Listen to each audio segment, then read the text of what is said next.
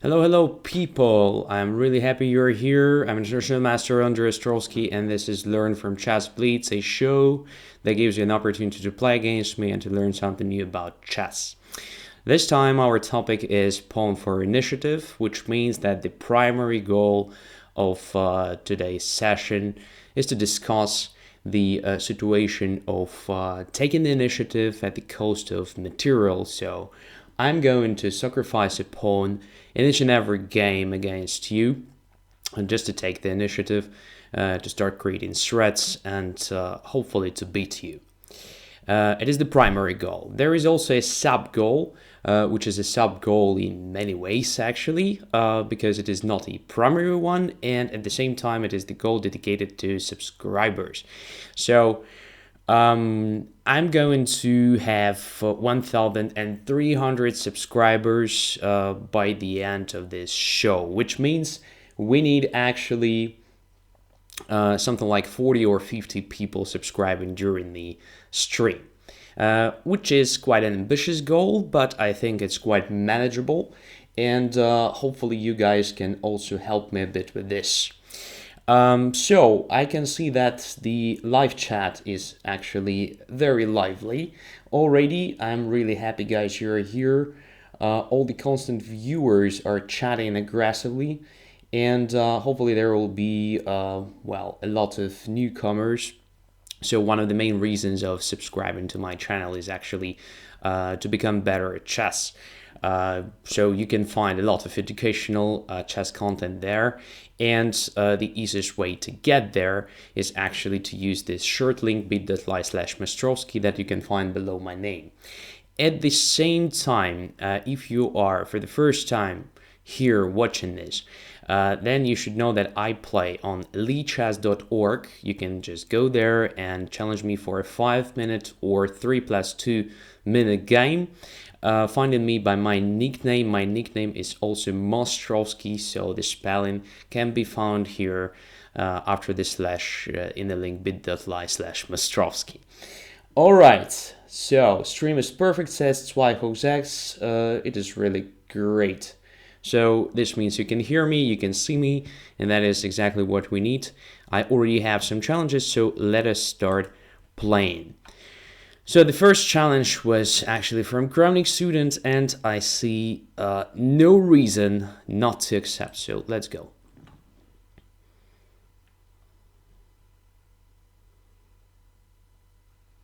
Actually, I wanted to say I see no reason to accept.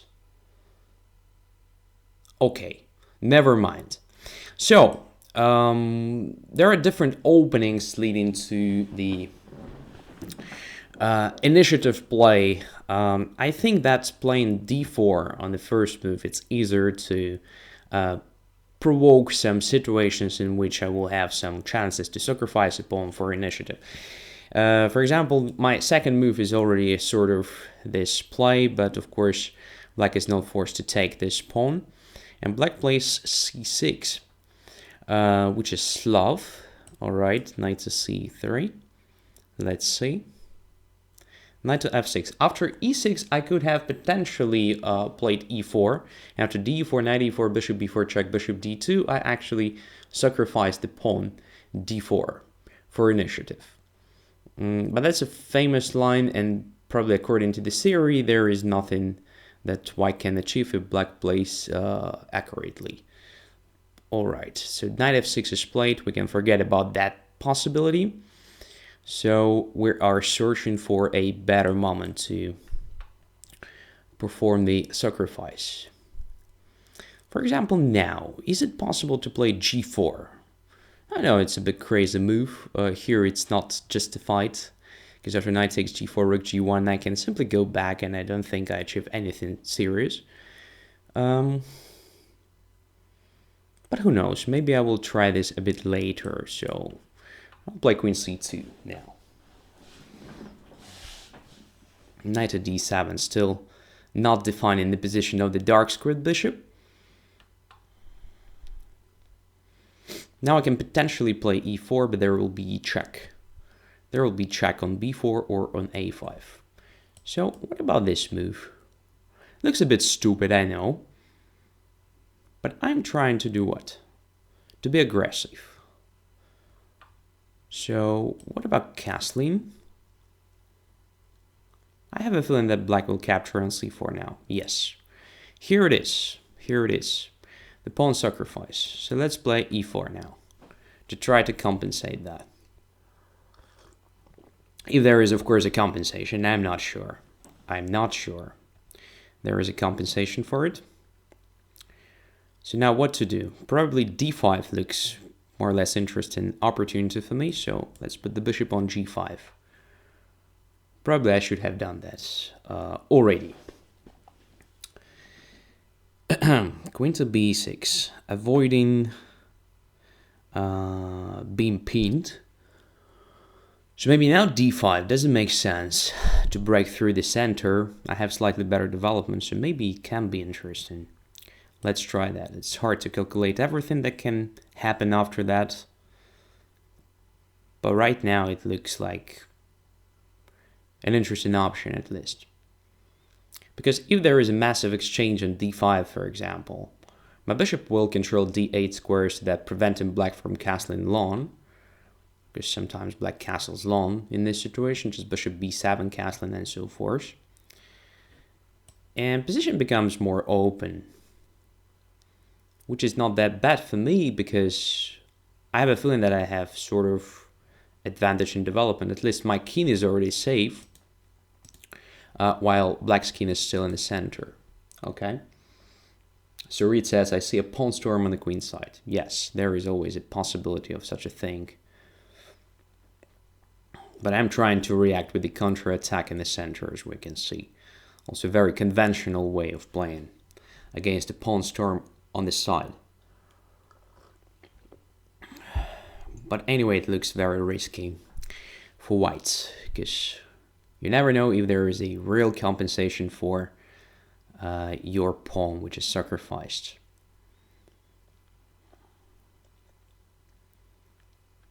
Alright, what about taking on e6? I think it is a natural continuation of my previous move. F takes c6 because if queen takes, then rook e1 was possible, I think. And now, what to do now? Knight to e4 maybe. Looks like a follow-up. At least attacking the bishop, but then castling. Simply castling is possible. Yeah, this position is not very inspiring, to be honest. How to continue the attack and what to attack, that is the main question here.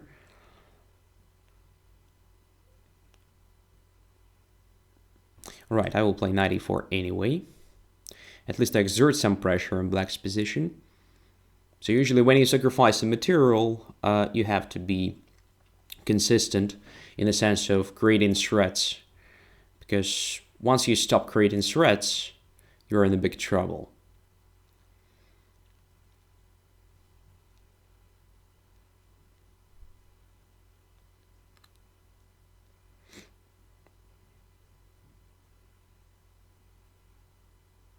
So, potentially I can even try to do what? To take on f6 with the bishop and play knight f3 to g5. Well, at least attacking h7. If there is castling, of course.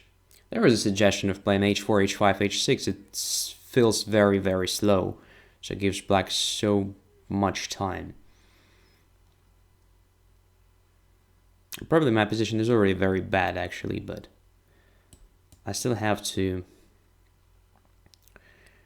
create threats. So knight g5, attacking h7, so I want to take on f6.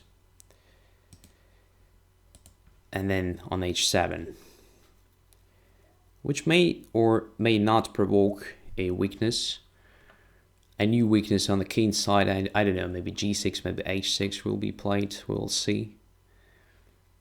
In both cases, I will have at least something to attack. Of course, h6 is bullshit because I take on f6 and then queen h7. So probably g6 is a safe move. But we'll see.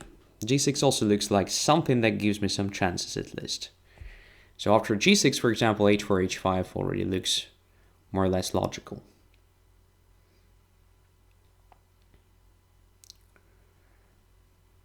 So g6, all right. Now it's a question how to continue the attack. So I definitely have to exert some pressure on g6, otherwise there will be no attack whatsoever. And I think that, yes, this h4 looks quite logical.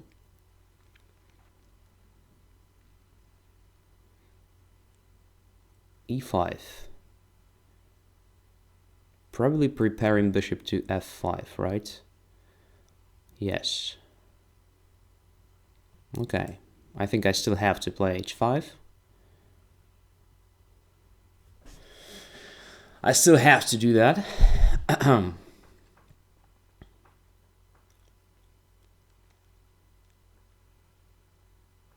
If black somehow manages to complete the development, I think he will be just winning. Now, to take with the queen means bishop f5 will be a tempo move. It's very risky for white. But can I do anything better than that? I'm not sure. All right. So 40 seconds only. I can also take with the knight, but my knight is attacking there, so I want to basically save it there. My goodness, I don't know what to do. Let's take with the queen. I know it's probably losing. It's probably just losing. But there is check. There is check, which may be annoying.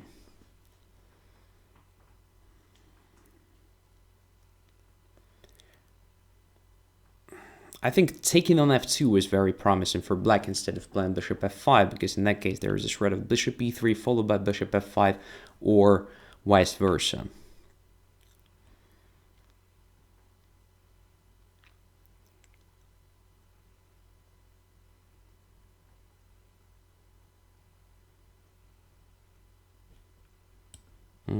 Oops, I almost blundered. Okay, happens sometimes. So now I'm attacking h7. What is this? Is it anything? I'm not sure. Okay, I saw that move, but feels like it gives me some extra material simply.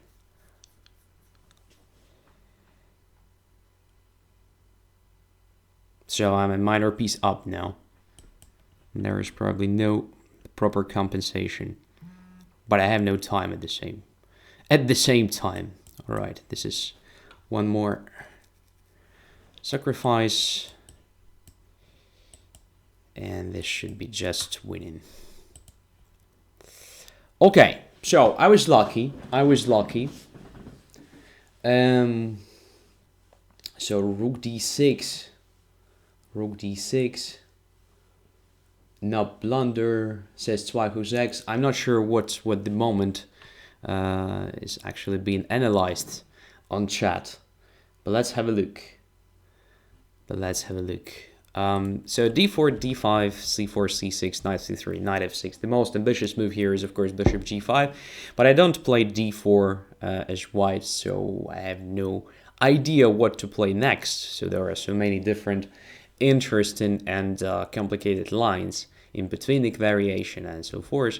So knight f3 is also a normal move, but as far as I remember, as far as I know after this, usually white plays in a calm way like e3, then bishop to d3, and so on. So just pure positional chess, but it's not the topic of this session. So I wanted to sacrifice something. Actually, my idea was to do something like g4 at some point, but it never works fine unless the bishop is on e7 or somewhere. So since the bishop remained on f8, I didn't see a clear way of achieving it. Now, again, bishop d2 was just a stupid move with the idea of playing e4. So I wanted to cover b4 square, but of course, instead of bishop d2, I should have played something like bishop g5, much more active move, makes much more sense. But I thought it would be something like a mix of different ideas, like bishop g5 and queen on c2. I was a bit afraid of actually achieving not very comfortable position because, well, I spend the time on queen c2 move. I'm not necessarily very happy with castling long here, and so on. And black usually has this straightforward play against it, like h6, g5, and so forth. But after bishop d2, okay, dc4 responsible immediately. at least according to computer, a6 is kind of move that gives me a chance not to give up that pawn by playing e4. Basically, I'm really wondering why didn't I play that, because in fact it was my main idea behind bishop d2 to cover b4 square and then to play e4. So after that takes, let's say takes, okay, b4 is covered, a5 is covered, so there is no bishop b4 check, there is no queen a5 check, which means I just have this drained pawn structure with d4, c4 against e6, c6, and I'm not sure that a6 is a good idea in this situation. So it looks like the move that wasted time. So not really from this opening, not really from this pawn structure in general. So it's something extra, which is not necessarily that helpful. I mean, because Black hardly ever plays b5 in such a situation. At least when the pawn d5 already went away. Well, it's only my feeling, I don't know. So it's very typical pawn structure for Caro-Kann, for Scandinavian. The difference is that the bishop is still on c8, which is bad, of course, for Black. But I castled. That was just a big mistake. Of course, dc4, very natural reply. e4, b5, bishop g5, queen to b6. Everything is great here, obviously. I have a feeling that at some point it was possible to play b4 maybe, or something like this. So it's too optimistic the way I played this game. Too optimistic. So cd5, ed5, bishop c5. So far Black plays just best moves. D takes e6, f takes e6, knight e4, castles, bishop f6, knight f6, knight g5. And yes, Kramnik student is absolutely right. The engine suggests rook to a7 here. Very nice defense, by the way. Very efficient one.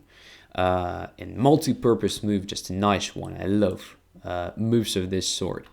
Very easy to overlook, of course, because psychologically you don't want to take on f6 with the pawn. But look at this. If you take with the pawn here, the knight is attacked. I don't have a follow-up, so there is nothing behind knight h7 or anything. So what happens here? Black simply has pair of bishops, extra pawn, and just very nice play. I don't know. Knight to e4 is probably a move here, where after Black can consider something even like, I guess, bishop to d4. Looks very promising. So this bishop is just great here. I don't have clear prospects of attack on the king side. This bishop can be supported by pawn if needed. So just a monster on d4, look at this. And then at some point, after completing the development, Black will start pushing these pawns on the queen side and white will be just smashed. Amazing move, yeah, rook a7 is just great. So eliminates any sort of risk on the king side, any sort of danger against h7 pawn, and, well, looks nice. But g6 is probably not the decisive mistake whatsoever, so I guess everything was fine here. But only here, probably e5 was not that great.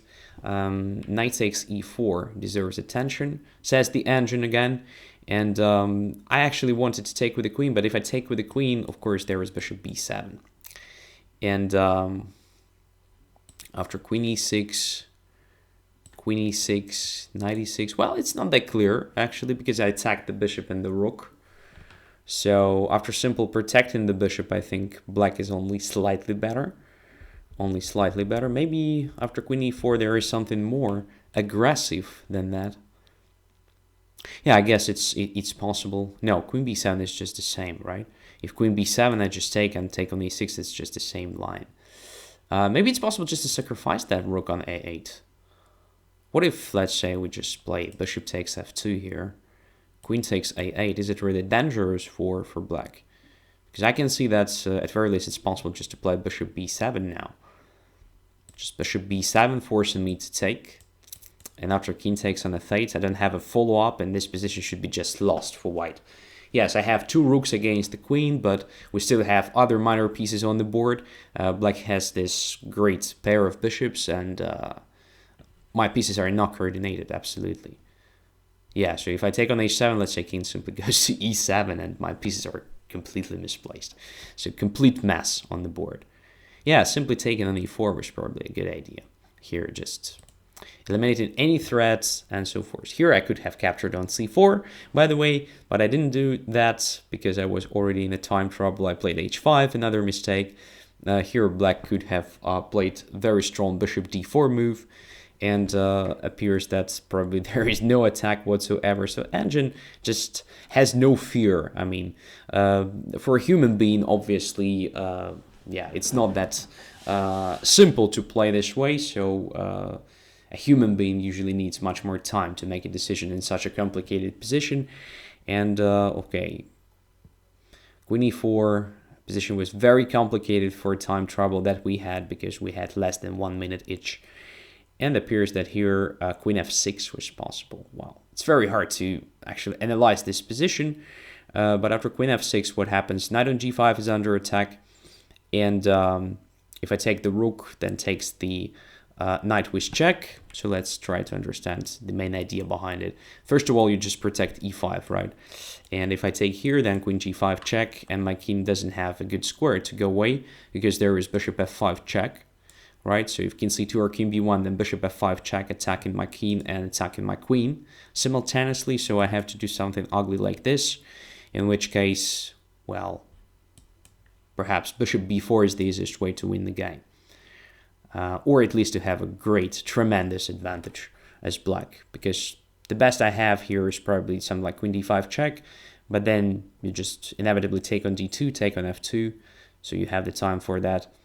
And, well, you probably have extra pawn or maybe 2 extra pawns here. Yeah, this is a bad position for white. So the engine suggests something like queen d5 check with further complications. So very, very hard to understand what is going on there. But bishop f5 is already a mistake. So I just play this queen d5, king to g7, h takes g6. Here it was a possibility to play h6, just closing the position, but bishop e3, yeah, that was a decisive mistake, because probably you overlooked queen to d2 defense. After this, of course, white is winning. Yeah, amazing game, I would say. Very nice start of the show, very nice start of the episode. Yeah. Great. Thank you very much for this experience. Of course, I played not the best way, and you were very, very close just to punish me for this. Now you know how. So let us continue. Instead of bishop b4, rook to d8 was suggested. Yeah, most likely. That position looks just awful. And most likely you're right. So if I take here, queen g5, rook to d2. Yeah, rook d8 looks better because you control d5 square at the same time with attacking my rook. Yeah, it's absolutely lost for white. Absolutely lost. Terrible position. All right. Let's go further. Let's go further and play Sarit. Interesting.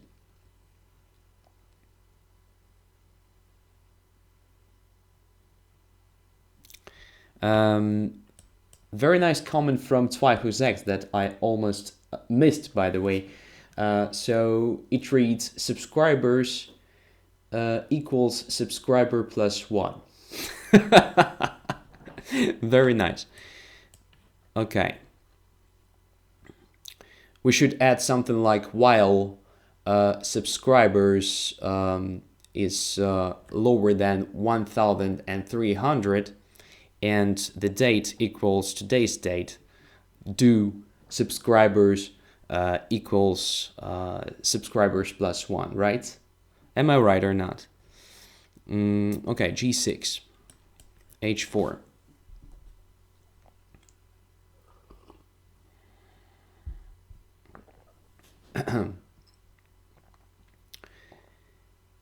Okay, I don't care.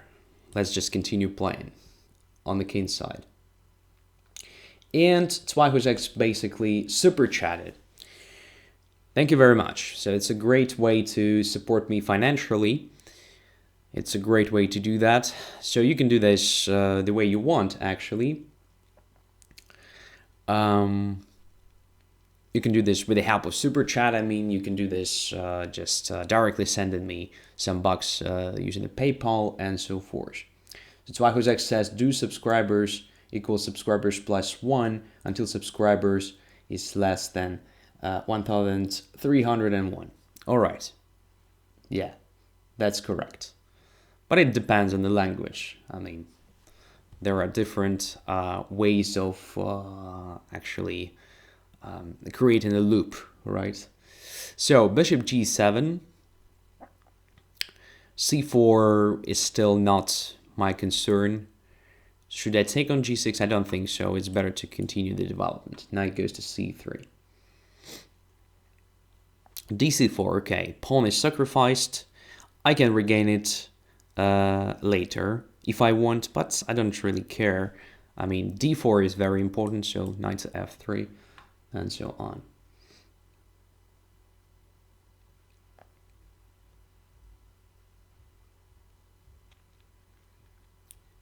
So d4 is very important pawn, central one. And the knight is going to get to g5 or maybe e5 at some point. We will see which square will promise more. Knight to c6, continuing the attack against d4. Very smart approach. So probably I'm more or less forced to play e3. But I want to do that when my bishop is not on c1. So maybe bishop g5 now deserves attention. Why? Because after bishop g5, if black, say, goes away with the queen somewhere, I play e3. The same happens after knight f6 or knight e7. And if f6, well, the bishop no longer attacks my d4. So yeah, it looks like a good idea.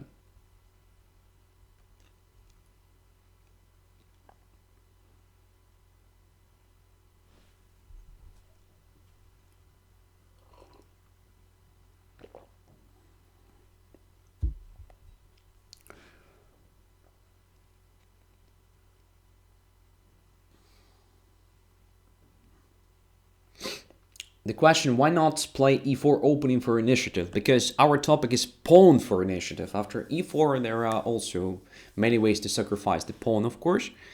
But I find it a bit easier to sacrifice it after d4. So there are a lot of ways to do that, like very fast, right from the start. That's what I mean.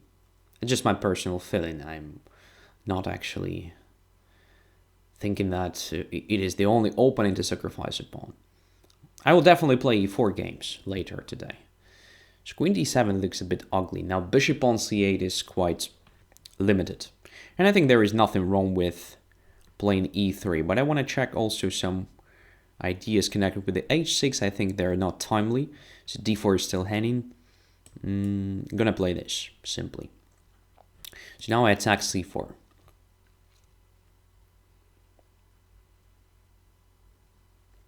Oh, bishop h6. This is not good. I mean, I'm always happy to exchange a dark squared bishop in such a situation, because it is a main defender of the king side, which is quite weakened. Okay, I'll just grab it without much thinking. Knight takes. Now I can take on g6, h takes g6, and play even something like g4 if I want. Creating a sort of g5, and so forth. But probably it's just good enough to take on c4. Why not? Just taking the pawn. Now material is even. I have some further shreds connected with, let's say, bishop b5, knight to e5. Now this position looks already terrible for black. Also have the idea of playing knight e4 at some point. Maybe even next move, we will see.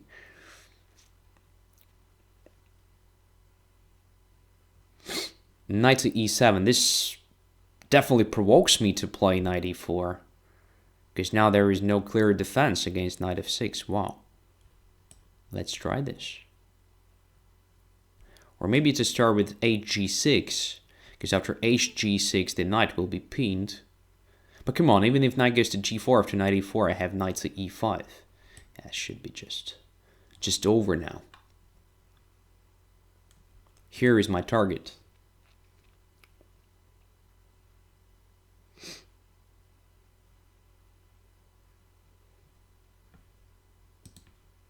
Here is my target on f6.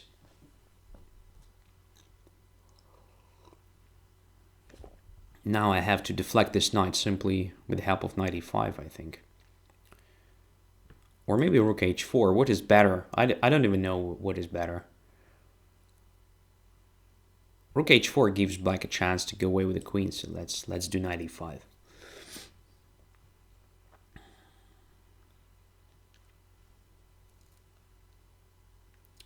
Giovanni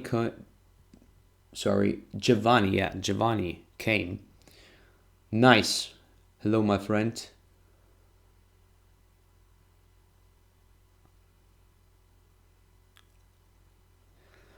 You're just in time. So we have just started. It is the second game. The first game against Kramnik Student was just a complete mess. Kramnik Student was very close to beat me in a very good style, but I was just lucky. So black is in a big trouble because I think knight takes c5 was the last chance.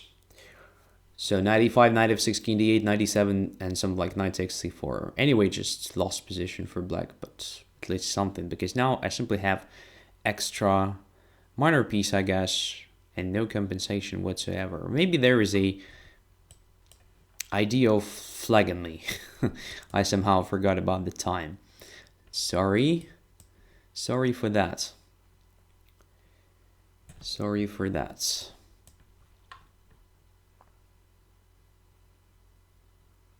Now I have to be very clever to win this in time. And probably king g8 slightly helps me because now there is a threat of queen h7 and checkmate very soon. So taking with the queen was probably a move, and after queen h5 something like knight g6. Of course, if black wanted to flag me, that's the point.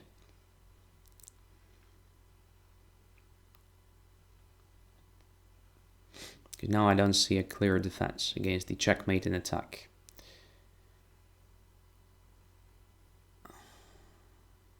Well, black is still in the game, more or less, after king g7, queen h7, king f8, and so forth. But all right, yeah, it's absolutely lost, and it was a timely decision just to resign. Thank you for that. Very generous, because basically you could have played something like king g7 here, and there is still something for me to do. So something like queen h7, king f8, if queen h8 then knight g8.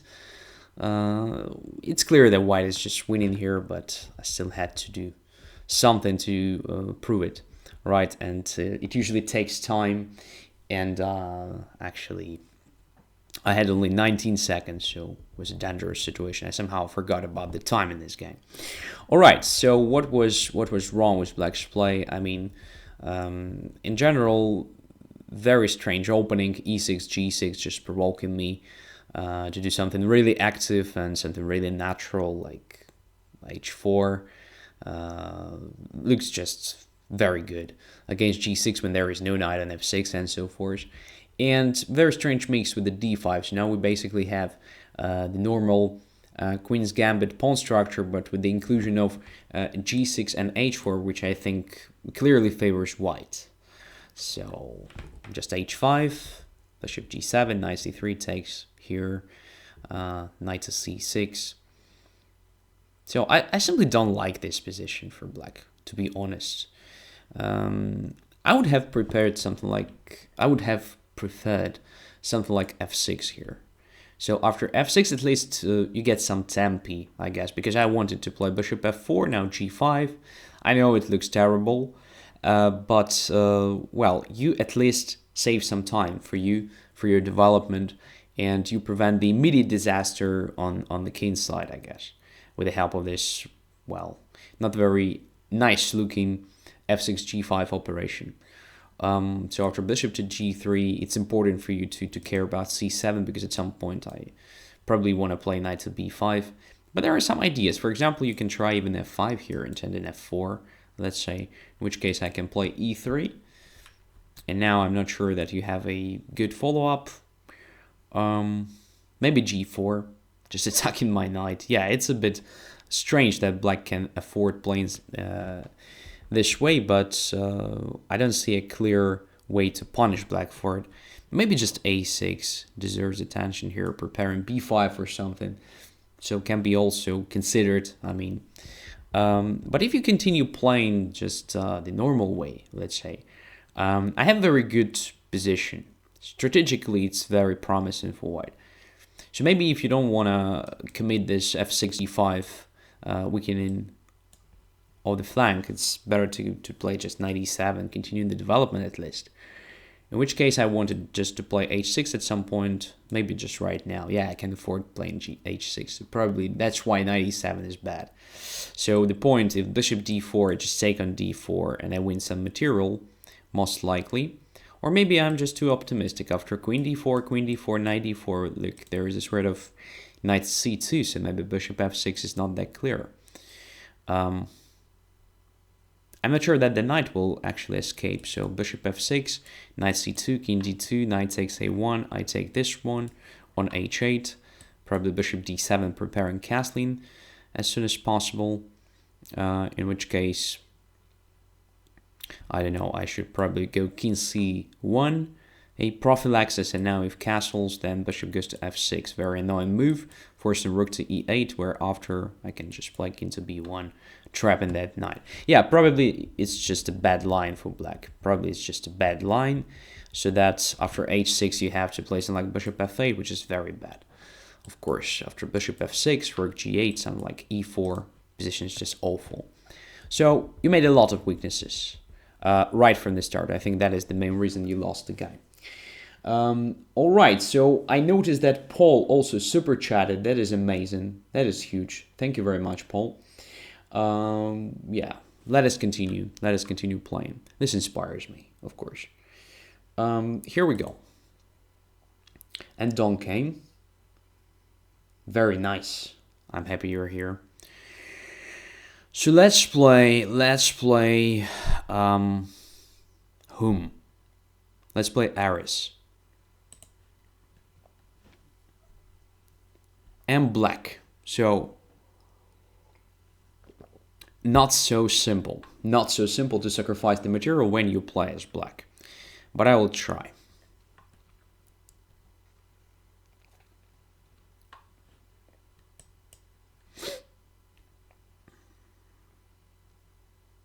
Oh, white doesn't want to accept my pawn sacrifice. Why? I actually want you to take on c6, man. Come on. Come on. That is the topic. No, you don't want to take my pawn sacrifice. All right. Where's my initiative? Now if I ignore the pawn on d5, basically, if I give my opponent a chance to take on c6, then after knight c6 there is d5, which is a 9. Of course I can keep playing like crazy, for example, bishop f5. And if d6, knight c6, d5, I have knight b4. I'm not sure it is sound, actually. I'm not sure, but okay. Want to try. Tempting.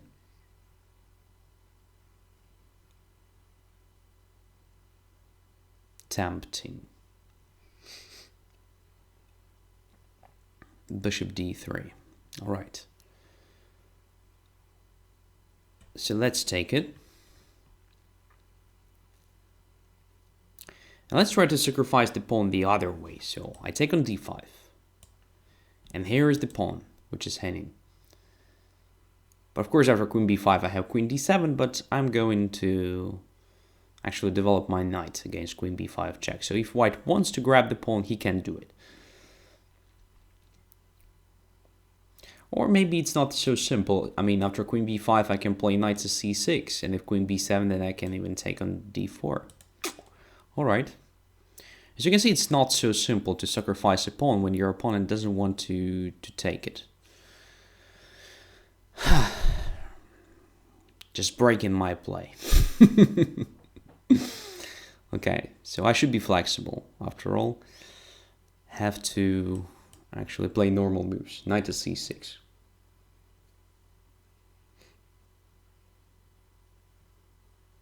What if e6 played instead of bishop f5? Too artificial, I would say. Too artificial.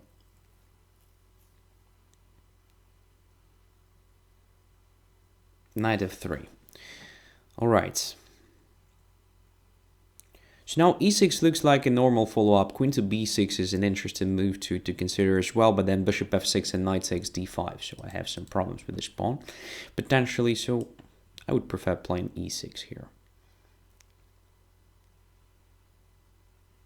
Okay, so now I guess black has no problems whatsoever.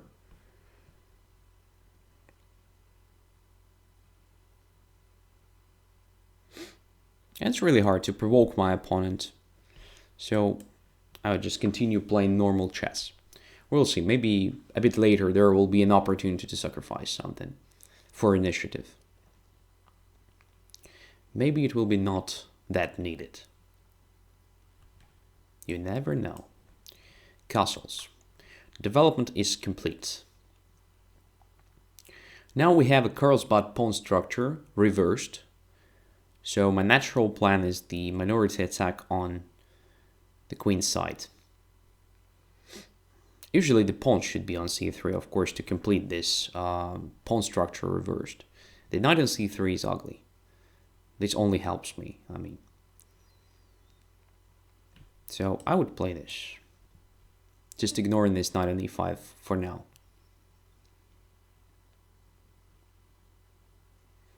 And if knight c6, okay, I just take with the rook. I'm happy with the result.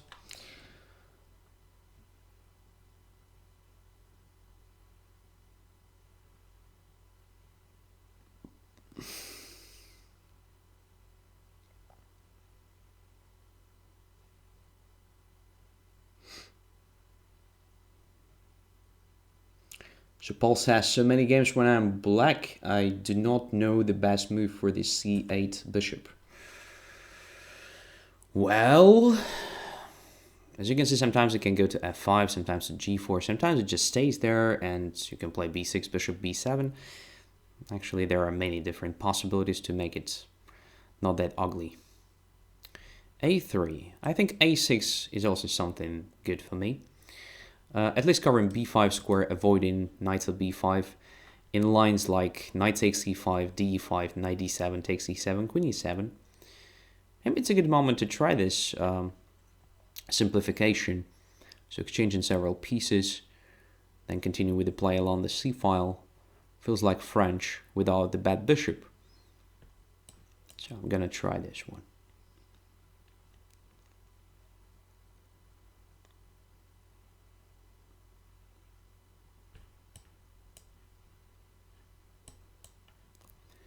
Let's remove it. Yeah. So now I have to play along the c-file. Let's say rook to c4 looks very tempting now. There is f5. Is it dangerous? I don't think so. I think it's just okay for me. So e5 will become quite weak. I mean, there is a risk, of course, that white will have a chance to play f6, damaging my pawn structure, but it feels like I have enough resources and my pieces are quite nicely coordinated, so I will bring another rook to c8 very soon. Everything looks protected here. Now I have what? I have a possibility to play queen c5 check, but then knight goes to d4, I don't achieve anything concrete. There is also a possibility to play knight c5, and I'm not sure where the queen goes, because c2 is under attack, which means probably queen has to go to d2 or something. In which case I will have very annoying knight e4 moves, so I'm improving the knight, gaining tempi as well. So with the knight on e4, I will be absolutely safe and comfortable.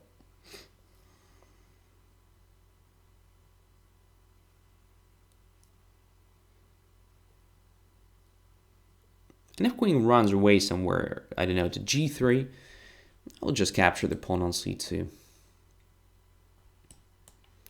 So positions like this are never dangerous for black to play, I guess. Okay, let's bring the rook to c8, attacking c2.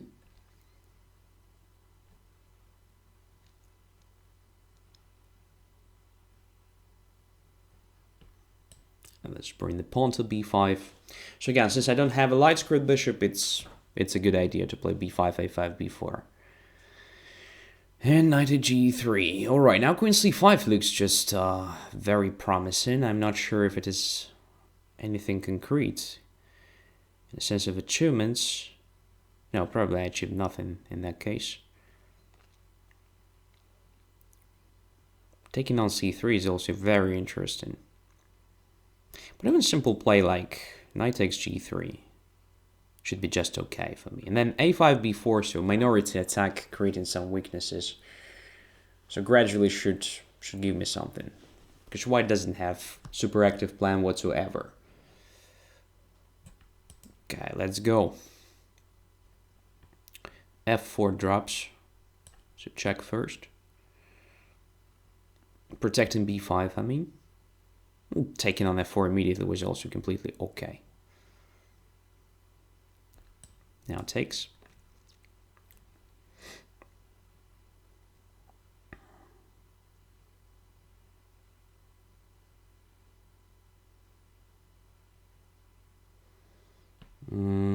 Okay, so let's take one more.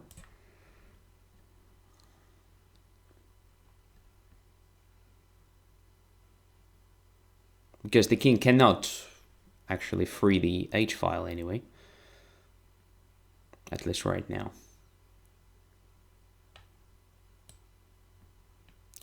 I don't know, what is the best way to convert it? There are so many different ways of doing it. So let's protect h7, which was probably stupid. But fortunately I have this check. Fortunately I have this check. Let's take here. Queen f7 now. Yeah. Check. Take c5 with check.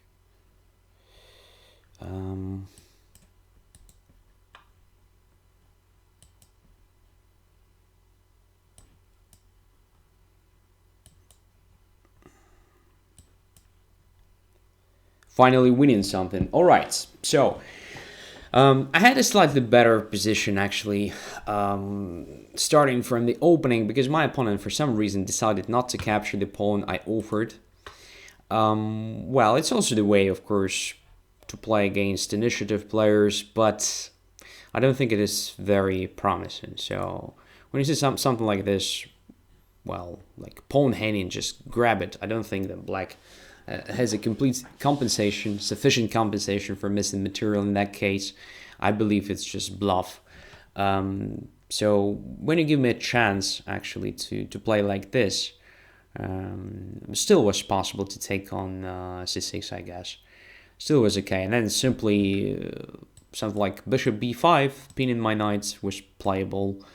Or even something not very good looking, but just enough to save the pawn on the board, bishop e3, and if I play knight b4, there is bishop b5 check, or again, just simple rook c1, protecting everything. I mean, you make moves that protect your pawns and squares, but at the same time, you don't actually worsen your position, so everything is all right here.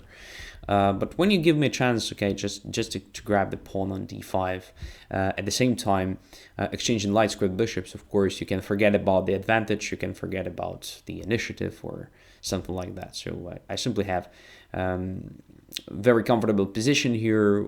I easily find good squares for my pieces. The pawn structure is okay for black and so forth.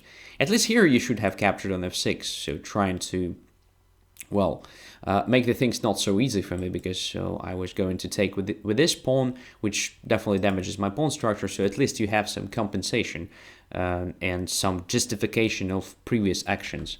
But, well, after knight f3 and e6, I believe black is completely fine. So now there is no even a single problem for black in this position. As I said, we have kind of Carlsbad reversed, and you don't have the pawn on c3, but the knight, which is quite ugly here. So black has very simple plan. Black has no problems with light squared bishop anymore. So everything is just brilliant. Okay. Let's go further. So my next opponent is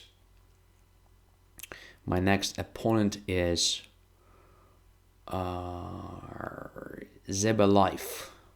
Let's play this guy.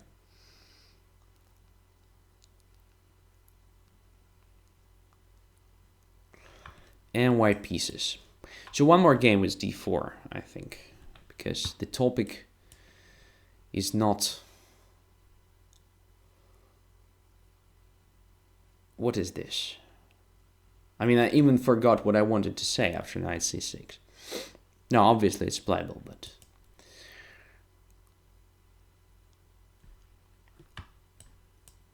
You can have it if you want. You can take it. Lawrence Trent loves to say that. You can have it if you want. Especially during the analysis. Okay, e6. e4. Yes, e4 cannot be bad, but there is bishop b4, potentially annoying. At the same time, black is preparing bishop to c5, probably. Maybe it makes sense for me just to play queen d4 here. What about queen d4 move? Let's try queen d4. Just aggressive move, attacking the knight.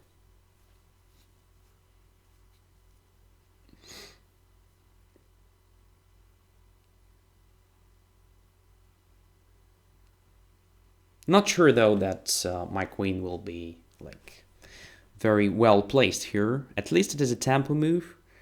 Now I continue the development with the knight f3. Controlling e5 square, preventing black's e6, e5 or something. Bishop b4. Now I'm really tempted just to grab that one. All right, I'm happy to have pair of bishops. And again, you can have it if you want. These guys just don't take pawns. What's wrong with you? What's wrong with you guys? Are you not hungry?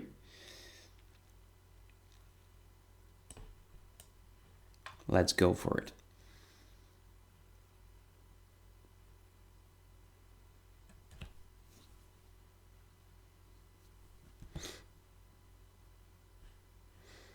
I think I should be slightly better after taking on f6. Queen takes f6, queen f6, gf6 looks like an ugly pawn structure for black.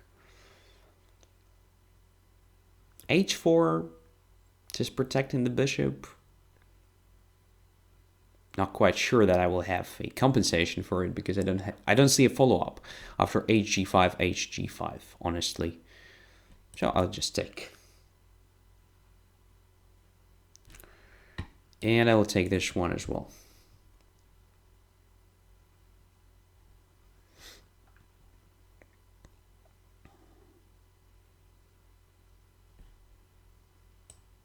And e3. Just a modest move, preparing bishop to d3, let's say.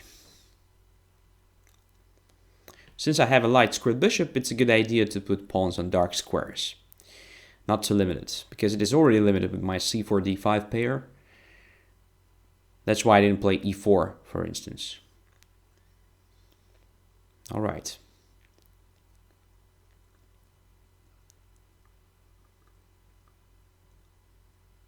Black is going to take on the d5, I think.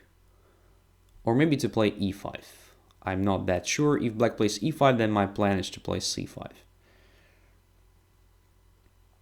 Maybe I should just prepare for this in advance, just playing rook c1. Now if ed5, cd5, my rook occupies the right place. And if e5, then again, rook is placed logically supporting c5.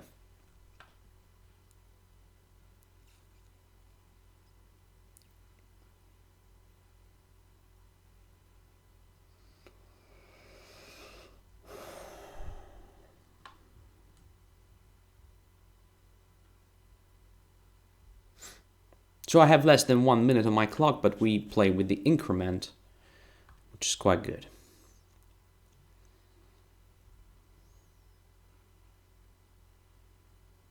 Okay, so in this situation, probably it makes sense for me to play e4 after all. Or maybe just to take on e6, maybe just to ignore that. ed5, cd5, knight e5, what do I have there? I'm not sure I will have much.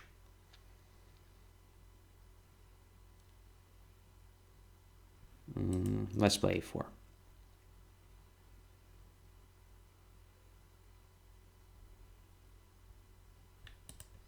Okay, black plays very smart chess.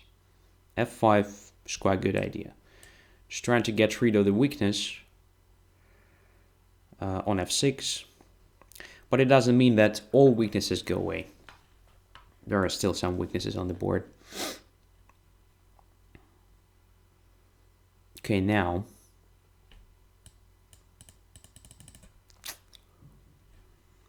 where to put the king first of all?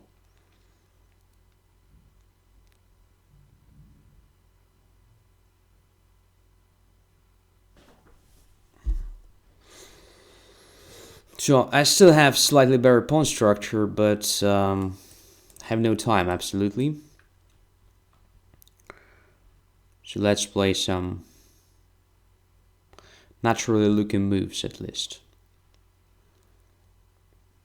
So gonna exploit this weakness of f5 at some point.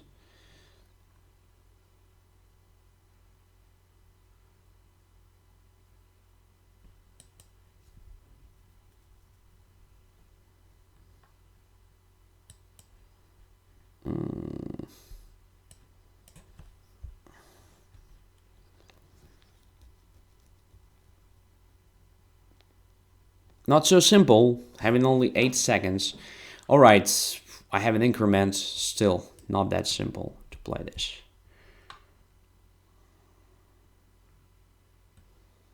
But I will try to be aggressive.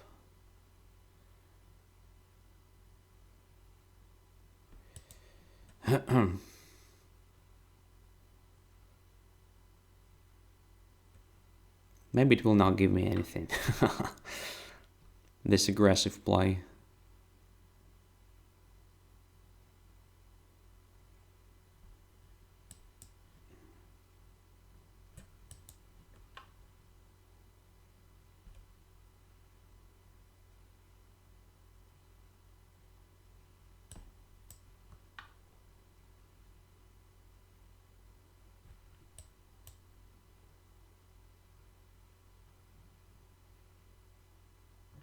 Wow.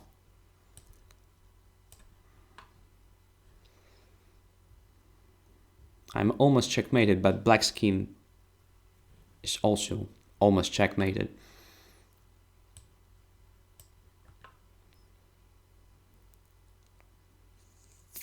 Oh my goodness. This is a checkmate. This is a checkmate. Oh my god. Yeah, and well, the other way it is a checkmate as well. Oh my god. Yeah, black played very good chess. Well, except for the opening stage. Black played very strong chess, honestly. Fishy. Fishy for such a rating. But anyway, I played just crap. That's the problem. Alright, knight c3, queen d4, knight here, knight f3, a3. That was okay. Probably bishop g5 was already not very good, because after that, okay, h6 actually forces me to take on f6, which is not bad for white. White was slightly better, but it is basically not what I wanted to achieve.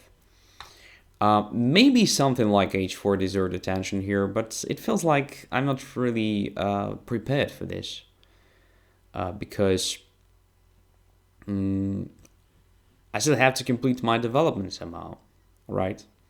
So bishop g5 looked logical. All right, h6, even taking here, taking. Probably here I started misplaying. So e3, d6 was okay, but somewhere here I should have taken care of the development finally. So to play something like bishop d3 and so forth. So just to complete development in time, all right? So I played something really straightforward, but not necessarily that great.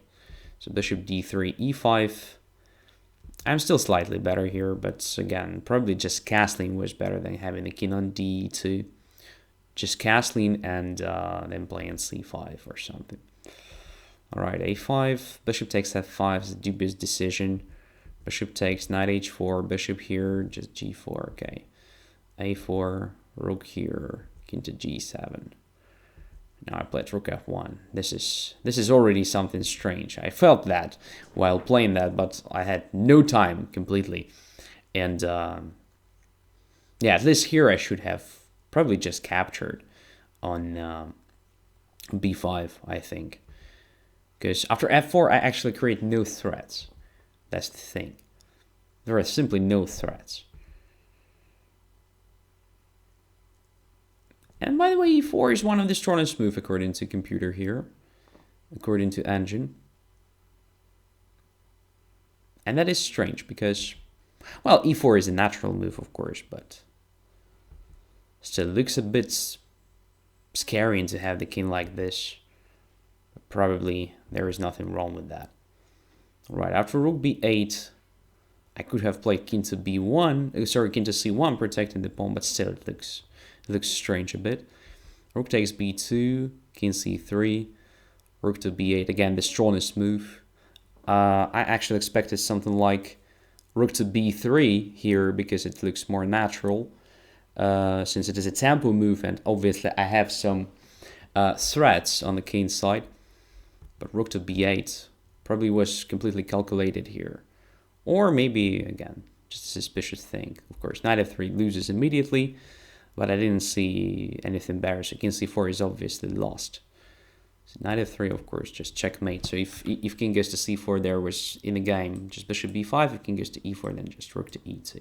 Nice checkmate. Okay, interesting game. Interesting game. So somebody says, you have been smashed. Yeah, it happens sometimes. It happens sometimes. So there is nothing wrong with that. Sometimes you win, sometimes you lose. Let's go further. Let's go further. Let's play P Nefedov. Accept. And Don G just super chatted. Nice. Thank you, my friend. Thank you. D5. Let's try this sacrifice again.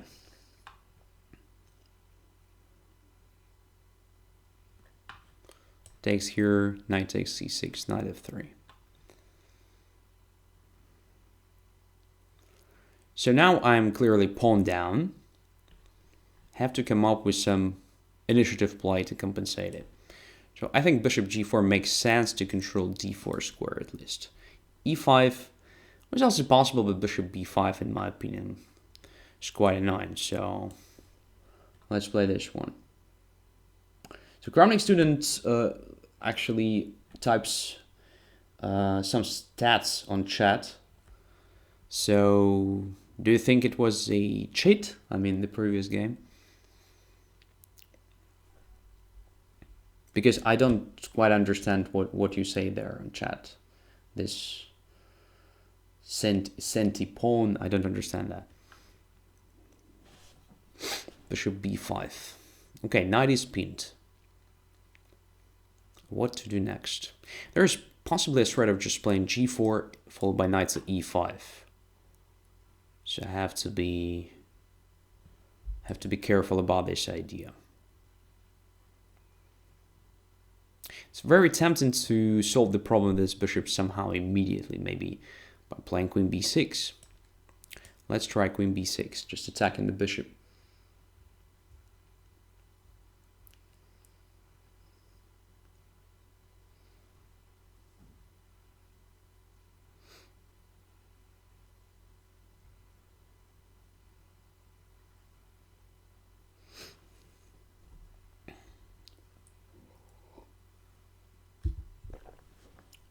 So people say I lost to a cheater.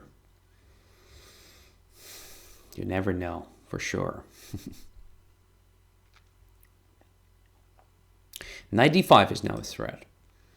So white makes very logical moves here, I should admit. What could be a logical continuation for me? To cover d5 at the same time continuing the development. I think castling. Should be my main move here. Very logical continuation after queen b6, I guess.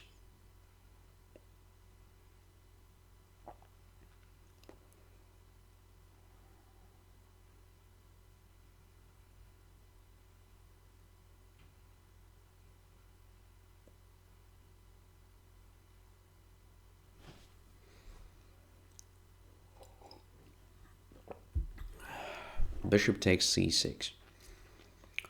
And here, of course, I wanted to capture with the queen, but now I see that there is something like knight e5 that I probably just missed. But then I can probably just take on g2, attacking the rook, and if queen h5, I take the rook. I think it's possible for me to play queen c6. g4 first, but it's quite risky. It's quite risky, because now I have pair of bishops, and knight e5 is still not possible. So I just play bishop g6. And I will have the time to cover e5 if I need. So now I start feeling that my pawn sacrifice is more or less justified. So what I achieved, quite open position, which is good when you have pair of bishops. And I can create direct threats. So I can play e5. I think knight e5 is still not possible, so why not to occupy the center aggressively? Probably even create a sort of plain e4, who knows.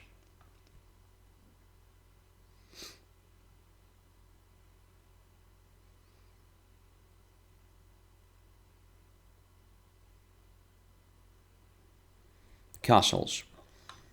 Alright, and now I wanted just to play what? Just to play f6, in fact. Because I believe having the pawn on e5 is very important. And this pawn just controls a lot. Covering g5 is also a good idea, because my plan is to play h5 at some point. Just trying to open up a position even more. And then if g5, I can consider even capturing at some point. So not sure how this will work. But this position feels very, very good. So let's continue development.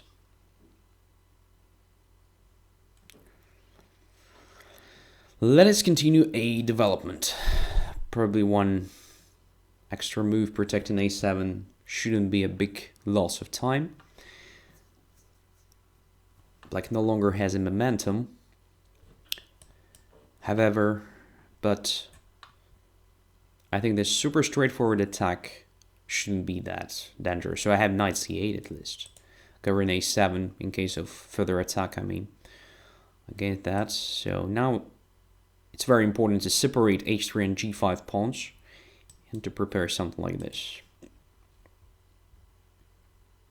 Now this should be at least annoying for white. But again, I'm not sure I will manage to convert it into something tangible, but I will try.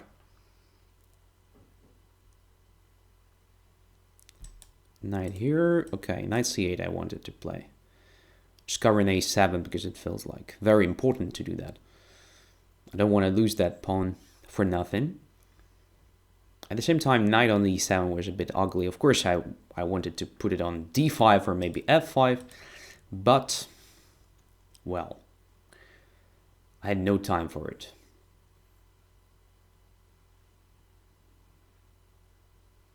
But now I definitely have the time to play bishop h5 at some point.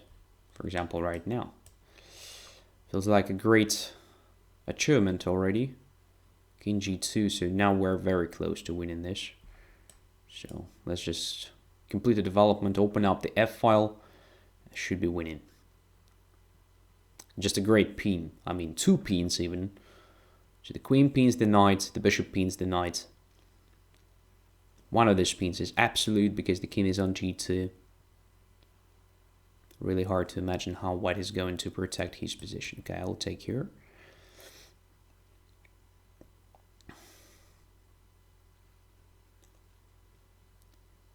Now rook f8 is just the next move.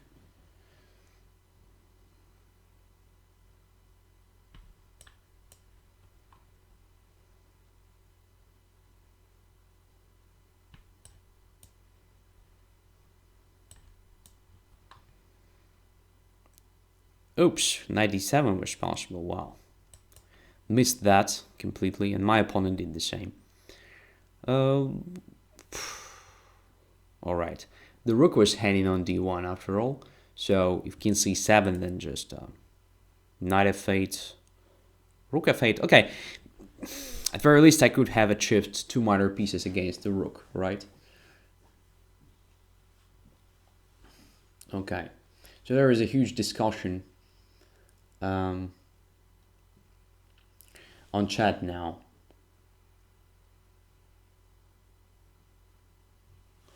about cheating and not cheating, so we will see. So Kramnik student said that my opponent was reported. We will see what will happen. Because Lichess usually has a great mechanism of identifying cheaters. So if it will be proved that it was a cheat, then I will be compensated with rating points, I think.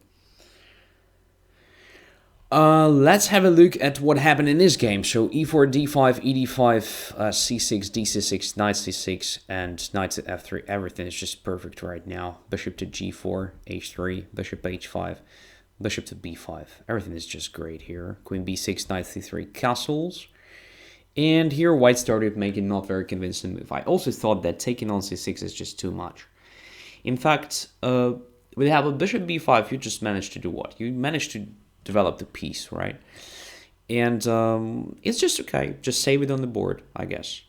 I know that you were probably afraid of something like knight to d4, but there is a way to actually play against it. So since you anyway played something like g4 later, probably it was interesting to try this with the bishop on the board. So after bishop g6, you just play d3, super solid move. And you're going to play bishop e3 attacking my queen. And this looks a bit annoying for black, to be honest. So now something like knight d4 makes no sense. You can easily take if you want. You can consider also just bishop e3 move. And the whole position looks quite annoying, quite suspicious. So sometimes with the bishop on b5, you can try something like a5, a6. You can simply protect the bishop and then, well, the knight can be free and jump somewhere. So, in fact, bishop on b5 is quite good. So, it was not worth giving it up. Maybe you overlooked the fact that after queen c6, knight e5 isn't possible. So, in connection to the idea of playing knight to e5, of course, this bishop c6 looks great. I mean, if there is a possibility to simplify position like this, so it's just amazing. So you have extra pawn in the endgame already, and your pawn structure is great, and so on. But the problem is that this doesn't work because of queen takes g2. I just attacked the rook, and your queen is still hanging, so it's just lost for white already.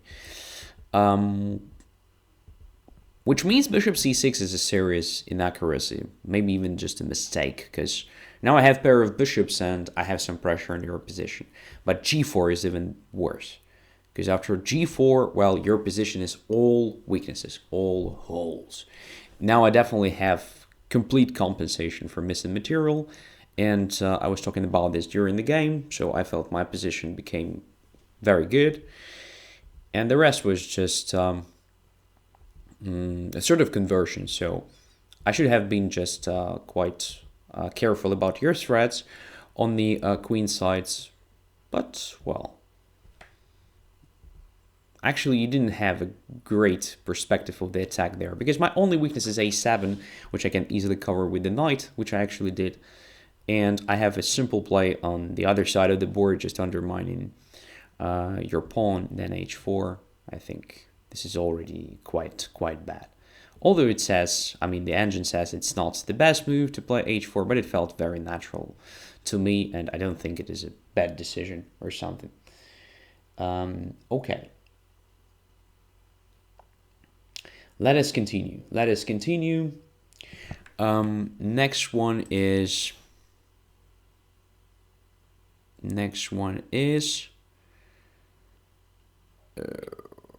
whom to play. Let's play this guy.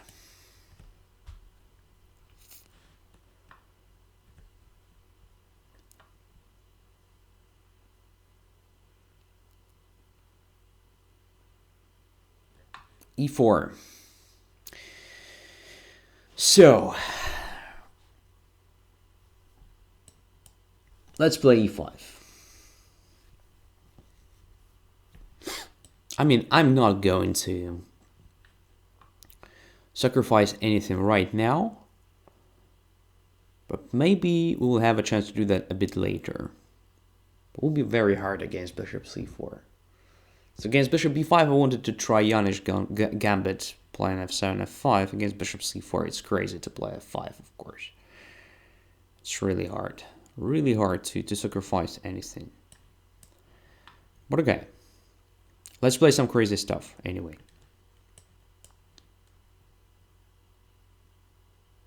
Okay, white sacrifices. Right, I no longer need to sacrifice anything because it is just perfectly within our topic now. So now I'm going to play against the sacrificed pawn. So white will try to prove he has the initiative. By the way, one time I already misplayed that by taking on d4 with the knight, just confusing the move order, and was punished quickly after knight takes c5. So fortunately this time I captured with the right piece immediately. Now I have extra pawn, but white definitely has compensation. So we will try to prove there is no danger for black.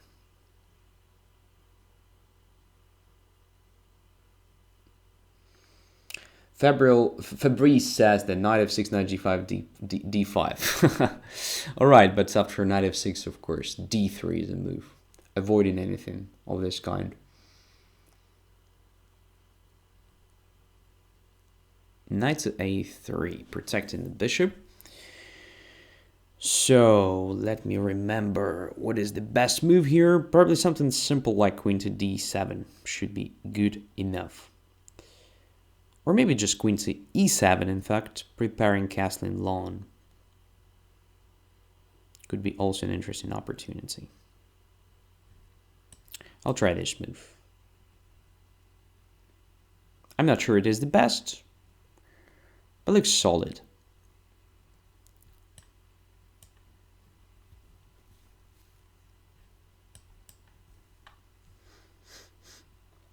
Okay. So now there is an interesting question. Should I go away or maybe queen c4? No, queen c5 is stupid. But bishop c4, knight c4 followed by queen c5 can be an interesting idea at some point. Or even just take on c4, knight c4, and then say knight to e6. Looks also like something very, very solid. With the idea of bringing the knight to f4 after that. And with this threat of queen c5. So let's try it.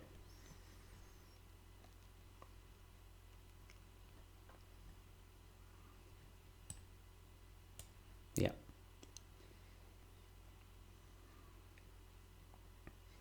I'm still a pawn up, although my pawn structure is damaged. But, well, I feel quite comfortable here. I'm not sure that there is a big danger. Have to be careful, though. Because there is like knight e3 followed by knight f5 or knight d5 maneuver, which is coming. Maybe I just overestimate my position, you know. Should I play queen c5 now to attack the knight and prevent this knight to e3? Can be interesting. Yeah, let's try it. Makes sense at first glance.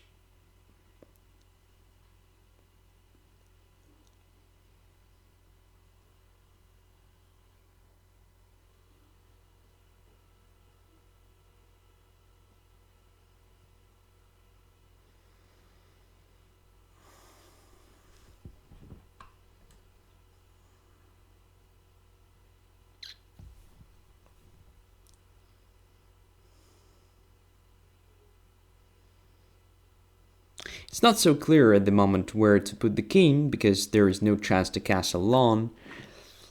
But probably if my rook is on g8, let's say, or even on g6, it's potentially possible just to keep the king somewhere here, or maybe just to maneuver through f8 to g7. So we'll see what white will play against queen c5 first, because if queen goes to b3, maybe I will just castle lawn, give up this f6. So give it back, but we'll just complete my development and continue with normal play on a queen side, hoping for some attack maybe.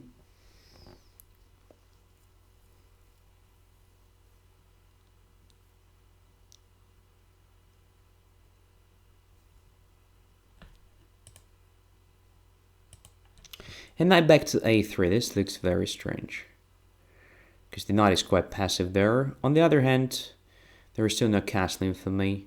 Rook f6 becomes a threat. So what if I play knight f4 now? g3. And I don't probably achieve anything, but there is rook d8 tempo move, which should be considered. Do I have a follow-up after all of this stuff? Again, absolutely not sure that I have anything there.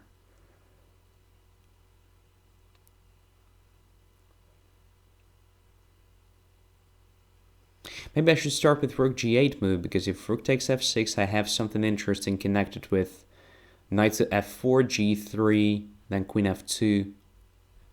Yeah, I guess this move makes sense.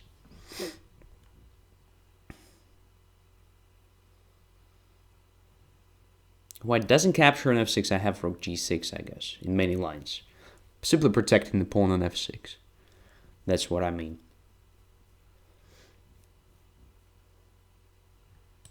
Now I wanted to try this. Am I right or not?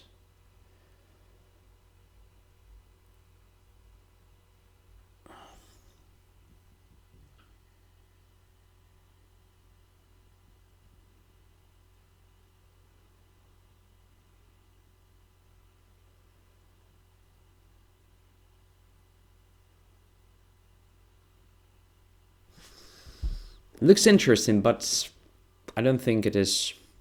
Oh, now I see the point. Actually, if g3, then queen f2.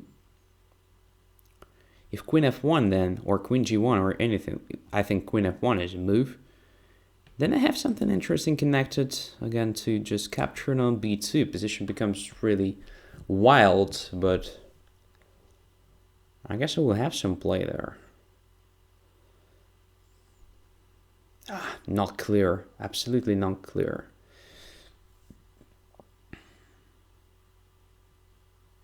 Alright, just queen f3. Another story. Another story, but now I think I have very promising castling. Simply castling here. Again, not sure. Maybe queen e7 was more accurate than this. But this also looks so promising. I cannot believe there is nothing for black. Let's say after rook d3, where to go with the queen.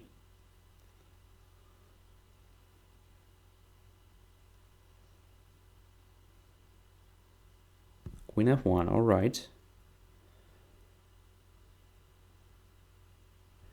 Now I wanted to try this, but then rook e1, that is what I'm blundering. Oh my goodness.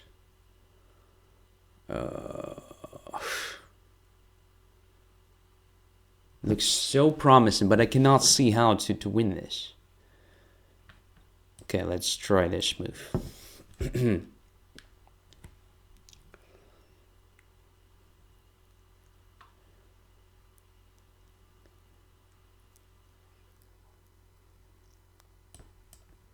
And now this one.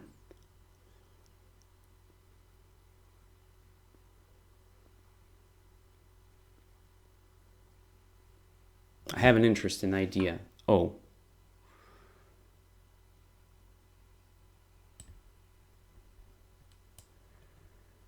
That's what I missed.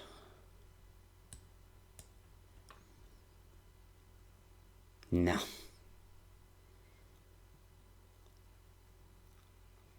Just queen f5 now.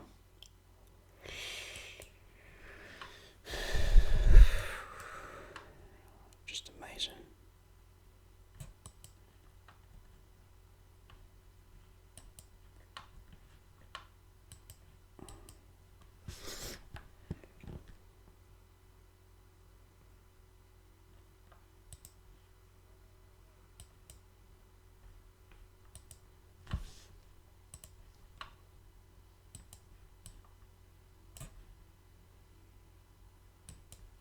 I'm not in time, simply. Yeah. Lost on time, but was very close to winning this. Was very close to winning this. And that was just an amazing position somewhere around the end of the game. Wow. I was really shocked that there was nothing concrete. At least I didn't find anything. So I played rook d2. Takes here, takes here, takes here. Oh my goodness, X, you're so right. Rook to g1 and it's over. That could have been huge. Yeah, rook to g1. My goodness, I'm so stupid. Queen g1 and queen e4, just scholastic tactics, right? Amazing.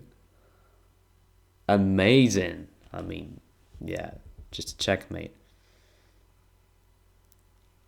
The same is basically after rook to e1. If rook to e1, I had an idea. A brilliant one as well, I think. Rook to d1 here. So it's like a Maltese cross, sort of. So if rook takes e3, I just take the queen. And it's over. Just a checkmate. And if rook takes rook, then I take on e4. And it's also over.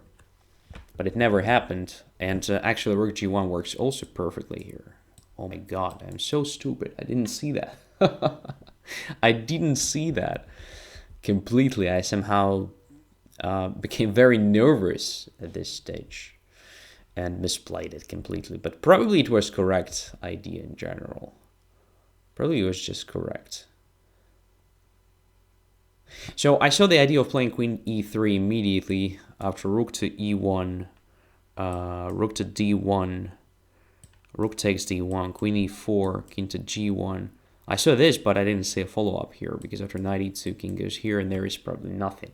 And there is no knight h3 checkmate whatsoever. So I saw that line, and I somehow felt that I should play queen e3 here, but then realized there is nothing after this rook e1. So that's, I spent several seconds here, very important seconds, and got into severe time trouble.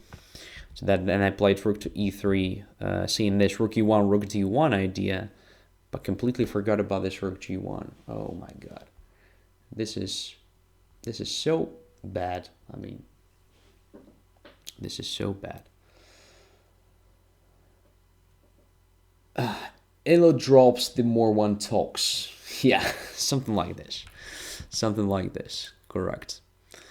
So, interesting line in general. Very good for blitz, by the way, to confuse your opponent. But, well, I think I played just okay. Not sure that queen e7 is the best move here, but, well, it looked just fine. So for all this, black should be all right. So it's just an equal position, I guess. After this move, I expected basically queen to b3. Attacking b7, so I wanted to castle. Now you can take on f6. So it looks like a better version of what you achieved, actually, with more active pieces on the board. In which case, I wanted to try something like, I don't know, knight f4. Again, interesting idea of just bring the knight to d3 with some sort of attack there. Rook to g8, simply control, continuing the play against g2. Also looks like an interesting try. Because after knight a3, well, okay, you prevent my castling, but still, I'm not really struggling without castling here. And as we may notice, anyway, you have some problems here. Maybe g3 deserved attention here. I wanted to try this line, queen to f2, creating sort of a checkmate. Now, you cannot take the knight with the pawn at least, because I have queen to g2 still. And after queen to f1, I wanted to try queen takes b2, attacking this guy now. And if you play, let's say, rook to b1, intending to give me this check if I take on a3, which is complete madness. No, not rook to b1. I calculated knight to c4, in fact. Yeah, knight to c4 looks much more dangerous for black. So here I thought there would be something like queen c2. So that is what I at least calculated, intending to grab e4 pawn. So you cannot take my knight again with the pawn, but probably you're fine after just taking on e5. And if I take here, the knight simply goes to f3, and my position looks mess. Complete mess, but probably I'm still okay after this. Probably. I'm not sure at all. So if takes here, I can play this. But you probably have this rook to e1, intermediate attack of my queen. Yeah, this looks like a complete madness, and I'm so stupid not even mentioning that there's rook takes f4. Oh my god, yeah, I just completely lost my head, lost my mind here. while playing this game. Yeah, so probably g3 immediately was slightly better than queen to f3. But computer even says what? Computer even suggests queen to f1. Have no idea. But queen f3, it says it's just lost. After which move? Oh, for example, after castling. So g3, rook d3, queen f1, rook d2, still winning position. After g4, just a checkmate by force, right? Yeah, queen e3. After this, inevitably there is a checkmate in 4 moves. Oh my god.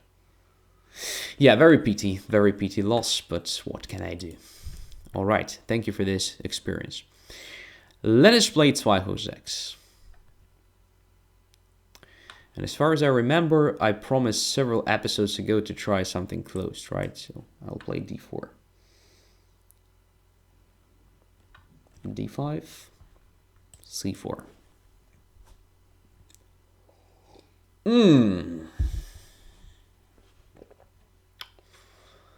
Huh. Let's go crazy. I mean, why not?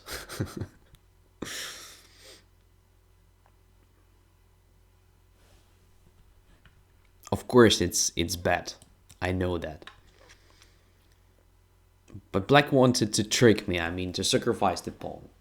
Whilst I want to sacrifice a pawn today. So, at least I actually managed to do everything to sacrifice it myself. Let's continue development of the pieces.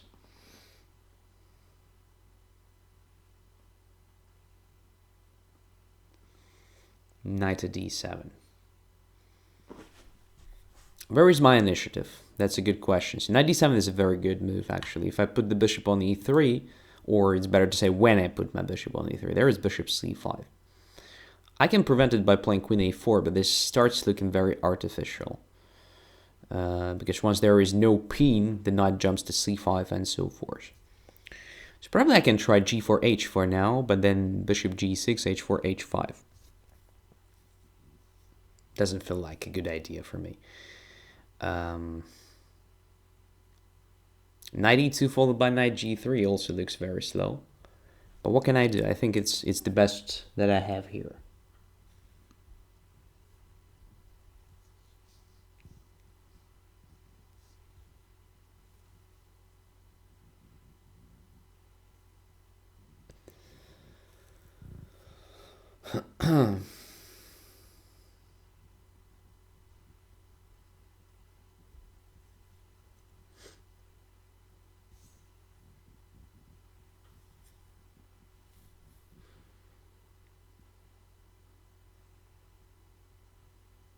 Knight c5 was a move here, I think. And after knight g3, just bishop g6, and all of a sudden everything is protected. There is a shred of knight d3. I just missed that by playing knight d2. I'm probably very tired already because I start playing complete bullshit. You can see that. I'm just playing very bad. Very bad chess. Okay, now. Queen to a4 finally. No, I don't like this square at all. I don't like this square at all. Let's go this way. So I didn't want to take on e4 because of f5 potentially. So now I want to take on e4 once I have something to attack next.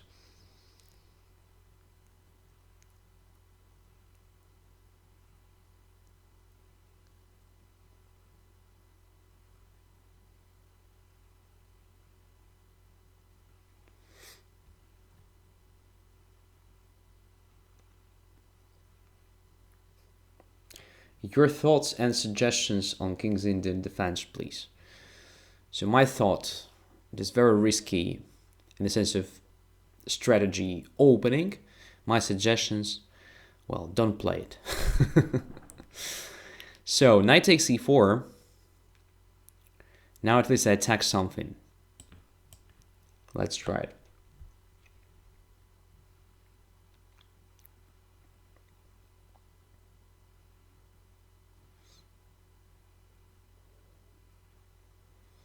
I have absolutely nothing here. It's just a complete bluff. Just a complete bluff. Knight c5, yes. Very simple way to parry these threats. So the only thing I achieved here is just a d5 square.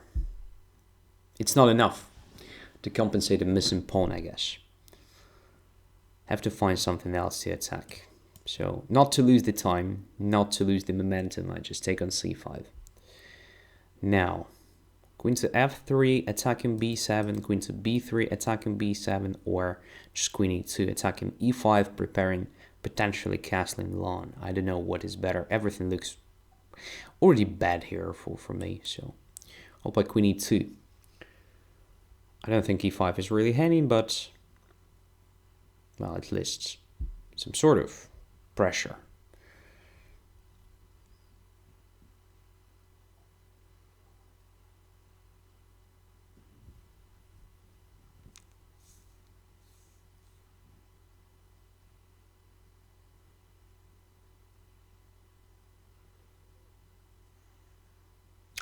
Queen d4 is a strange decision because now I have bishop e3 with the tempo.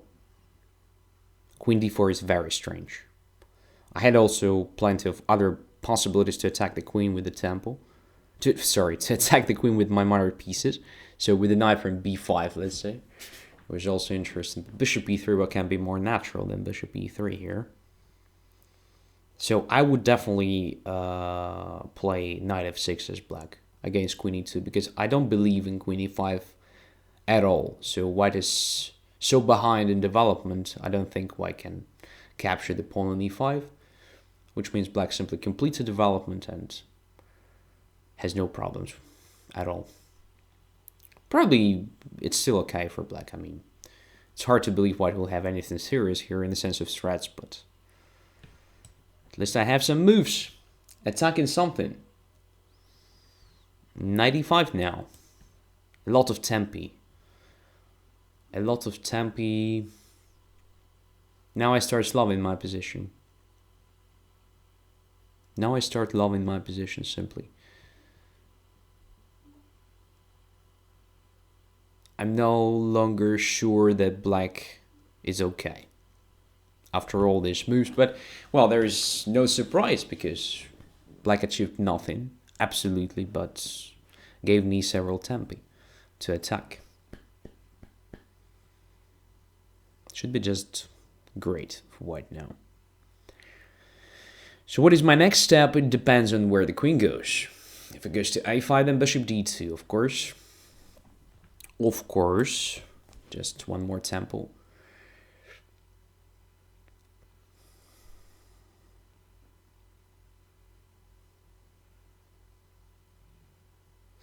Arthur says you didn't castle. Yeah, but black did the same. And I have more pieces in the game, so it should be just winning for white now. I mean, bishop c3 is a move now, creating sort of knight f6 potential. Queen takes c5, simply creating sort of knight c7. I don't know which one is better. I think everything is already quite good for white. Quite good. What to try? If I play queen e5, there is knight to f6. Knight to c7, then takes a8. Should be just winning. But there is also queen d6.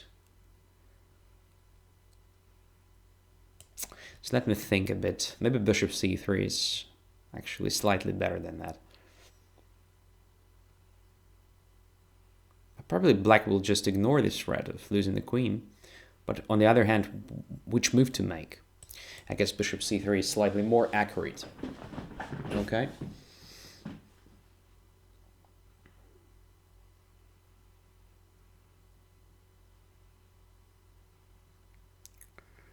The question was, is g3 bishop h3 good eventually? Yeah, it's a good idea. But knight f6, come on, I just take it.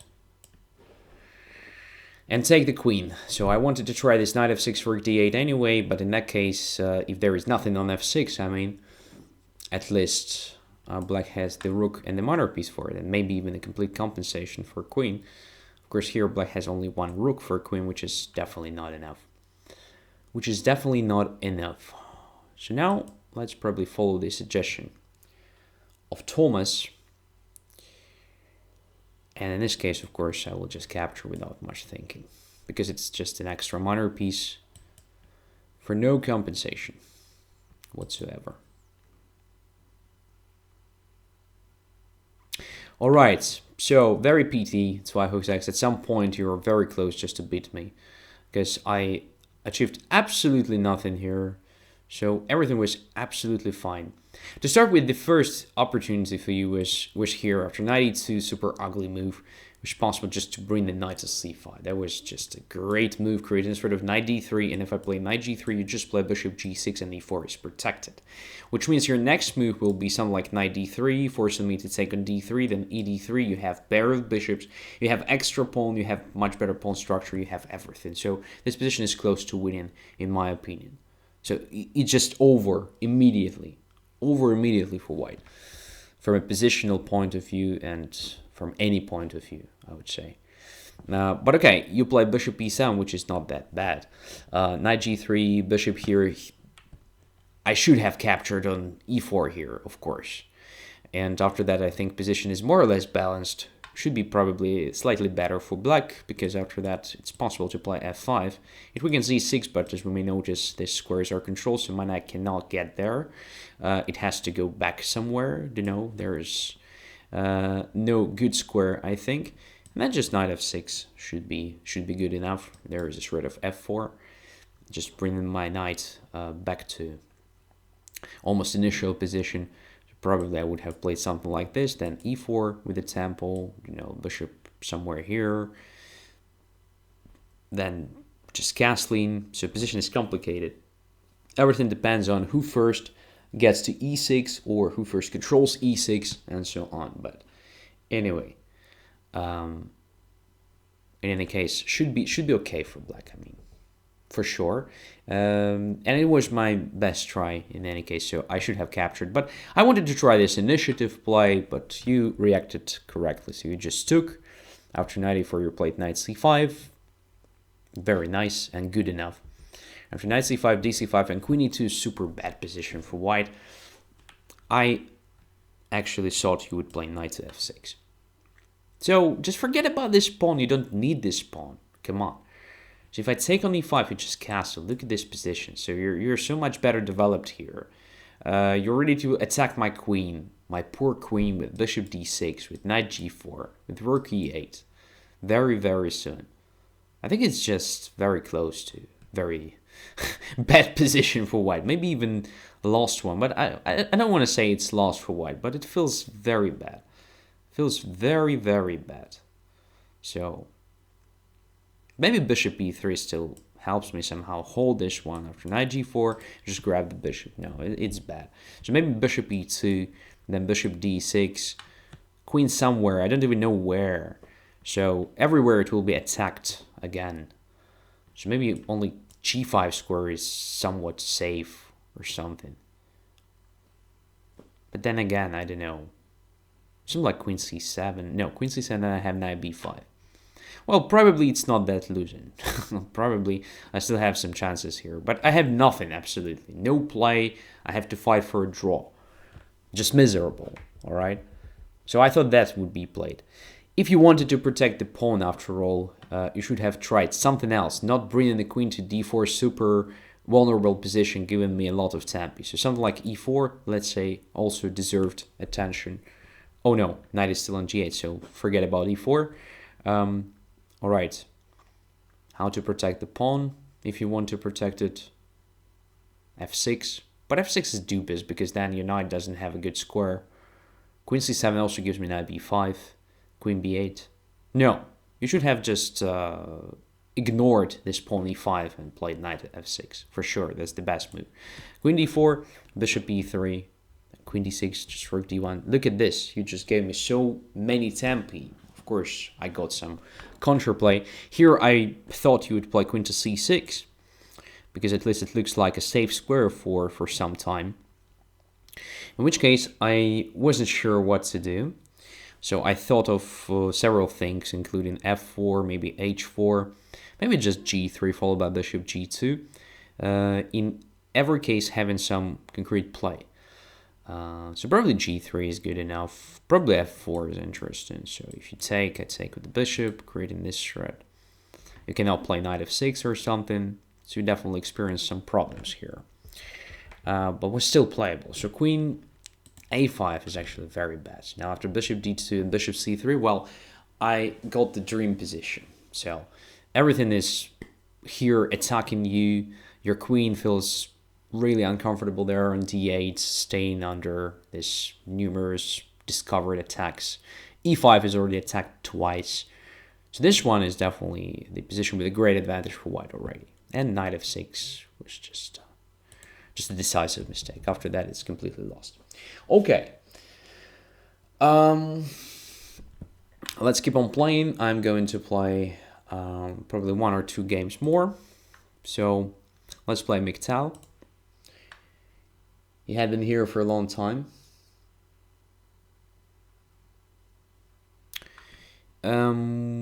Let's play e4.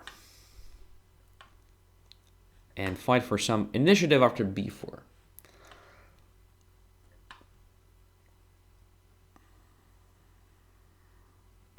So sacrificing the pawn at least. We'll see. If that leads anywhere.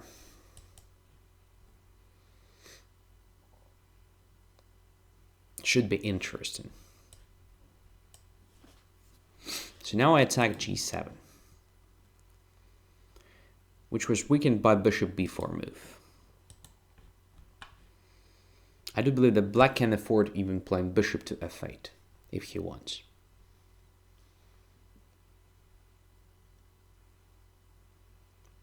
But I believe Mick will not do that.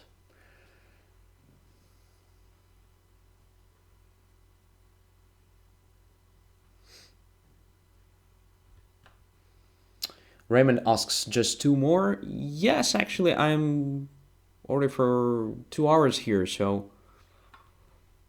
a bit tired, you know. So, bishop f8. So, I achieved not that much, honestly. For the sacrificed pawn, at least position is open. I exert some tiny pressure on it. Typical idea here is to try to exchange this dark squared bishop, but black is able to prevent it if he wants. Anyway, I'm tempted to put the bishop here on a3.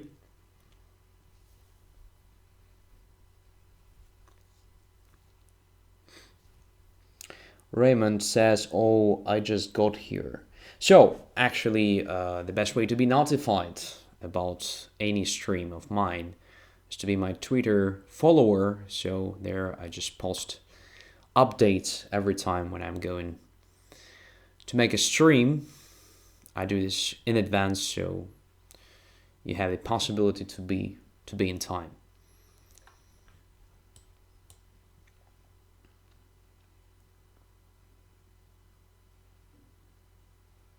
Swapos asks, tomorrow tactics at chess.com and training Tuesday on Tuesday with king number 5. Yes, exactly. That is the plan at least. All right, I will take with the rook because I want to bring my rook somewhere here at some point. And subscribe to YouTube channel with notifications. Of course. That is just the step number 1. Queen e7. Probably with a sneaky idea of bringing the queen to b4 even. Queen b4 is not very dangerous because I have rook b3, so maybe it's a good idea for me just to chase this knight a bit. So let's play e5, knight e5, c4, attacking this knight. So I'm trying to grab some space at least for my pieces. Now probably this rook g3. Just a tempo move at least. Attacking g7 position looks completely crazy with this rook in front of g2 and not developed pieces of the king side, but what can I do? This is the opening line with the b4. But I'm not sure that I play that correctly. Of course. Okay, let's develop the guys. The queen side is completely developed, but king side is still there.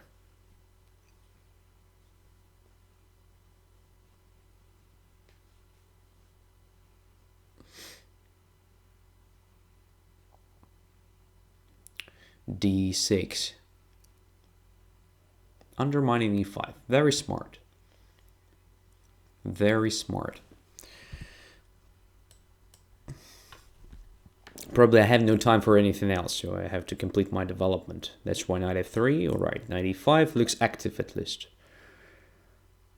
At least it looks active. And knight e7, the move with the already developed piece. Probably another knight to d7 made more sense. But anyway, I have to respond somehow. I have to respond somehow. Not that easy to find a good position for this knight, to be honest. So knight g4 looks super ugly. Just super ugly.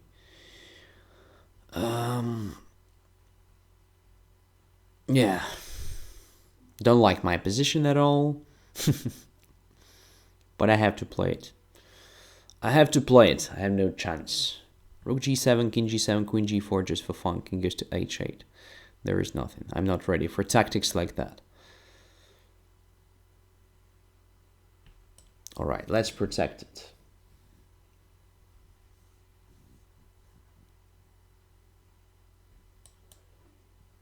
By the way, guys, if you see this right now, do you see the knight at the right bottom corner of the screen?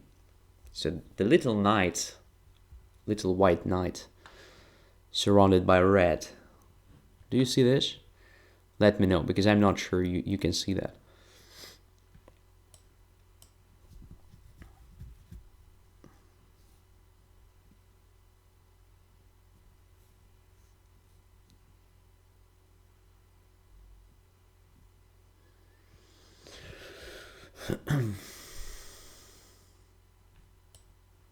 Wow, it's a great move. It's just a great move.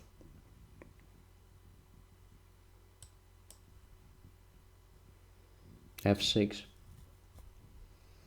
So you see the white knight. If you just actually put your cursor of the mouse on it, you will see the subscribe button immediately. So it's the easiest way to subscribe. I simply was not sure that it is seen during live streams. I know that it is seen perfectly just during watching pre-recorded videos, but if it is seen during the live stream, well, I know that I will announce it the other way next time.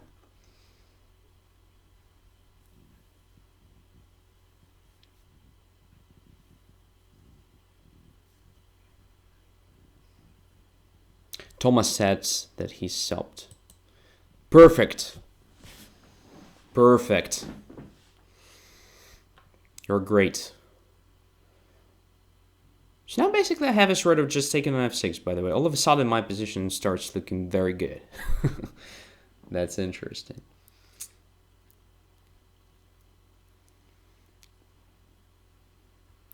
Queen c5, okay, just go away.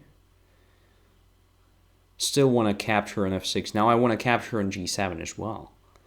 Wow. This is gonna be huge.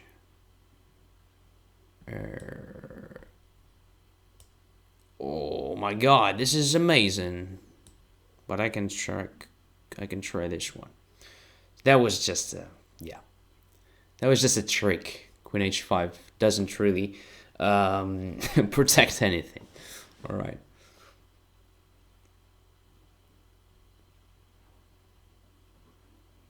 All right. So somehow I wasn't sure that my position was good. But then, well, something happened and it became great. So what went wrong? Somewhere here when I captured on e5. First of all, I'm not sure that d takes e5 was really forced. I would have played just knight to c6, preparing this capture on e5 carefully. So after that, I don't see a good follow-up. So this position is close to winning for black, I think. D takes c5 was also playable, no questions. Knight e5.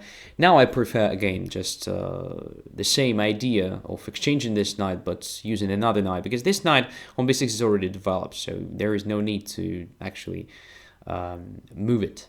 So something like knight c6 looks great. So if I take on c6, you take, your bishop now has an interesting way of being developed as well. So you're quite fast. I'm still not developed, so there is no play whatsoever. But okay, even knight c6 to d7 is all right. After e4, sorry, f4, knight e5, fe5, knight to d7. Well, knight to c6 looks better because it is a central move, controlling d4. This looks just so ugly for white. After queen g4, I just play g6, and I don't think I have a proper defense of this e5, because if I play d4, just play rook d8, d4 is attacked. It's just terrible position for white. I mean, this little weakening of the king side is not critical here, because we no longer have dark squared bishops, and my knight is far away, so I have no time to play something like this. You just take on e5 already. Like, it's just fine here. I don't think there is anything for white. So, okay, knight d7 is also not bad. In fact, after queen g4, here, I still believe that g6 was interesting. f6 shouldn't be bad as well. But here, if you play g6, I play d4, and there is no direct attack against d4. If compared to the position of the knight on c6, that's why I preferred knight to c6 to knight to d7. And by the way, queen b4 is nothing because, well, the knight is protected already, so I can just play bishop e2, and then I just castle next move. So I'm fine here, more or less. I mean, if compared to what could have happened, this position is already good for white. So queen g4, f6, I appreciated this move, I liked it. After e takes f6, I don't understand why didn't you take with the queen. So taking with the queen is just gorgeous. Creating sort of queen f2 checkmate. If I play knight e4, you have queen a1 check. Oh my god, look at this position. It's just awful for white. I mean, it's almost winning. For black, it should be winning, in fact. So queen takes f6 is an amazing move. Probably I would have played something like bishop d3 on the other hand. But in this case, you have knight e5. I mean, the idea that queen f2 is now not so dangerous. I have king d1 and potentially can hide somewhere here. But knight to e5 is very convincing. So after knight e5, I just grab this bishop and again. It's just awful. Okay. So it's just super awful. Oh, Medley came. Hello, Medley. So, you were very close again. So knight takes f6, just queen h4. Now I'm not sure that I'm that bad. Still, you could have tried something like e5, I guess. e5, and if bishop here, just e4. So counter Gambit or something like this. So if I take on e4, let's say, just play bishop f5, attacking my knight. My knight is pinned here. I can play rook e3 potentially, so position becomes crazy, absolutely. But I still believe black should be alright here. After something simple, I mean, bishop takes c4, bishop takes c4. Right, there is a threat now. But what if you just play, say, queen to c5? Is it anything? I don't think so. For white, I mean. After castling, you just take here, and you're fine, completely fine. Again, better position for you. So even this was absolutely playable. Only this rook e8 is, in my opinion, quite dubious already now. Bishop d3 really creates some threats. Still e5 deserved attention, but you're probably no longer in time. Don't know. Maybe e5 was still possible with the idea of e4. But b6 is definitely bad. After castling, I actually have some annoying threats. I want to take on f6, simply winning the piece. And the second idea is just to grab an h7 after that. So if you play something like this here, I guess I can take on h7 just right away. So let's check it. Bishop takes, knight takes. No, probably it's just too much. So queen e7, rook e7, and f8 is covered. So after king h8, maybe I have nothing after king h8. Let's have a look. It's hard to believe actually that there is nothing, but who knows? Position is complicated. No, I think I have knight e4. Very simple move. Yeah, knight e4 is just very annoying. Again, I want to take on f6. If you take on e4, I take with the queen, attacking the rook and the pawn on h7. Yeah, this looks already quite bad. All right. So, let us continue. Let us continue, and probably the last game. Grandmaster Junior or Niran Raymond. Let's play Raymond. Let's play Raymond. Let's play Raymond. And also e4. Okay, maybe 2 games. This one and one more. d4.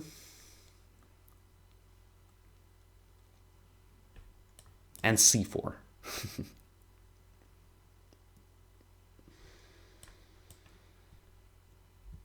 Sacrifice, sacrifice, sacrifice. Zik.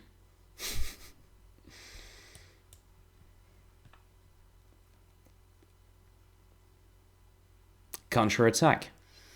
Aggressive play against aggressive play. Probably makes sense. Probably makes sense.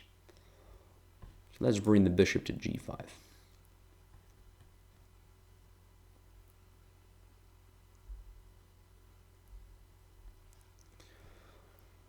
Bishop e7.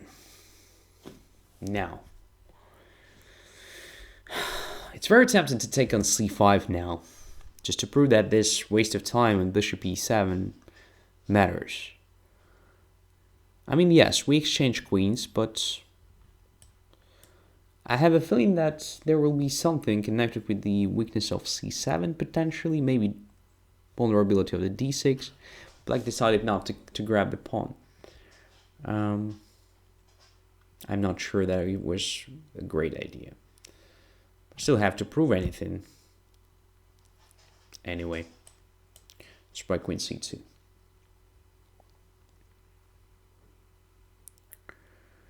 So now my idea is to bring the bishop to d3 at some point, to attack h7, and knight e7. Okay, I can castle now.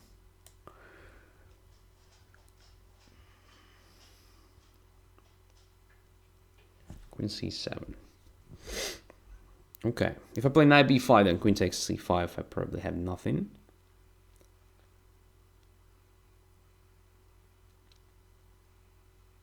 How to play this correctly? I'm not quite sure. If I play bishop d3, there is knight takes c5. This position doesn't look very, very promising for white, to be honest. Not anymore. There is no clear way to attack.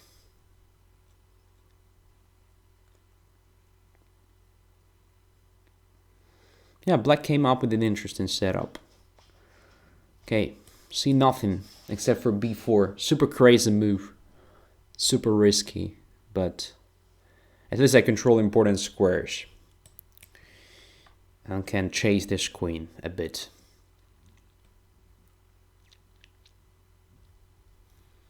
With the queen on b8, I like this position. At least it looks a bit ugly for black. I'm not sure that I can achieve anything anyway. But for some time, black is struggling. But I have no time at all. I mean, just short of time. Only 40 seconds. So I will be punished for it. We're playing 3 minutes. I forgot about it. Sorry.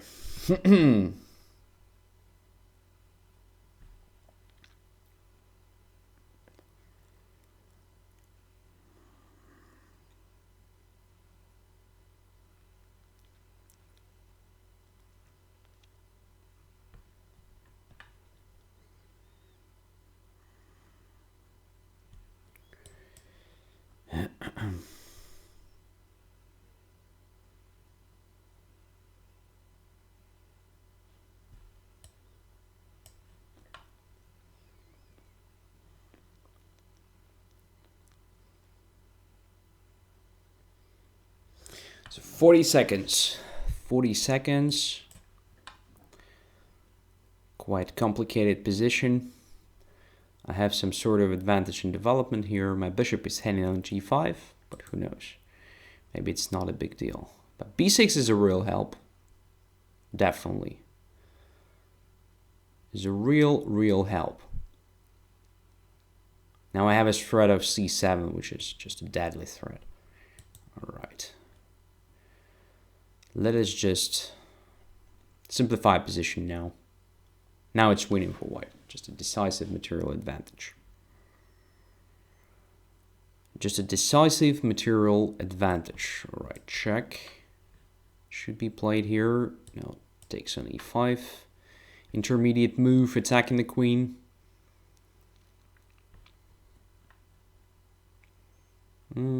Probably not the best, but all right.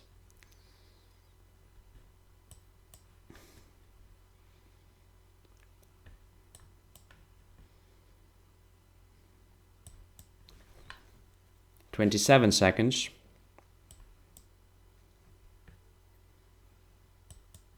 But there is just a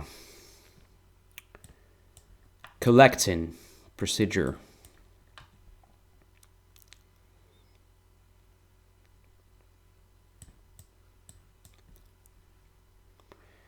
There is just a collecting procedure. Just collecting everything. Where is checkmate? Here is checkmate. Look at this nice checkmate, by the way. Gorgeous. Like 2 rooks, the queen, the knight, everybody plays its role. Amazing, isn't it? So black was very close to beating me. Again, probably the same advice like in the previous game against Mick. So preferring c6 square to this d7, I guess, after queen c2. First of all, I'm not sure I have a complete compensation after simple capture. So takes, and then bishop takes on c5. Black is a pawn up, right? And I told you that I would have some compensation after knight to b5, but I hardly think so. So now I guess to a6, just covering c7, and I don't see a play. I don't see play for me. So I can play a3, b4, okay. I have some pressure, but I don't believe it's real. So knight e4 is a counter threat. At some point, of course, not losing this because of rook d8 checkmate. Still, I think it was playable. But all right, black decided to castle, which was completely okay. And after queen c2, yeah, instead of knight d7, I think knight c6 is better. Threat is just knight b4. If I play bishop d3, I mean. If I spend the time on playing a3, I think I achieved nothing. It cannot be good for me if I spend the time like this. For example, knight d4 looks very good, very natural try. Including h6 probably also makes sense. Something simple like e5, but e5 weakens d5, I would avoid such a thing. So yeah, just knight d4 probably. Just takes. So what? I don't see anything. I mean, feels like not enough. Feels like not enough. Maybe there is a better way of playing. Okay, knight d7 was also all right, I think. Castles, queen to c7. I played b4. Maybe here a5 was too optimistic, but that was also okay, I think. But probably it was possible to avoid all these complications by simply playing, say, a6, in fact. Just covering b5 square, and then just undermining this c5 with the b6 move at the right moment. It was also an interesting idea, I think, absolutely playable. Everything should be fine for black here. But okay, a5 was very tempting, right? Knight to b5, queen to b8, I played a3, takes. Here, I guess, there was a good moment just to play this, to take here, and to play something like rook d8. I'm still underdeveloped. There is a threat of knight takes c5. There is a threat of just knight f8, knight g6, completely covering the king side. So yeah, there is a problem with the queen, but it's a temporal issue, I think. So again, black should be fine. h6, h4, now rook a1 deserves serious attention. I think in this case, black can even grab the bishop, potentially. Just takes, okay. I don't see a checkmate here whatsoever. Again, it's possible to consider something like knight e4, I guess, just a super greedy move. Not sure, maybe white is just lost immediately. Then queen to f4 and so forth. Yeah, I know it feels dangerous, but if it feels dangerous, okay, you can just leave the knight on f6 and play something like rook d8. Should be good. Then e5, I play king b1. Now there is no rook a1, but probably h takes g5 is possible at some point. I thought he would play something like e4, in fact, and after knight e4, h g5. But in that case, I have some initiative, so if you don't go away, I just capture the knight or even play knight to f5. If knight goes away, I have queen e4, I have knight f5, so I have some threats at least. So okay, after king b1 position is unclear, I guess. Now white definitely has some threats. Rook d8, bishop d3. Taking on g5 here was interesting. e4 was interesting to simplify a position. But b6, wow. After that, of course, it's lost. So it was just a blunder at the situation when you had not enough time. Understandable, I mean, understandable completely. Okay, so one more game. Let's play against Grandmaster Junior. Yeah.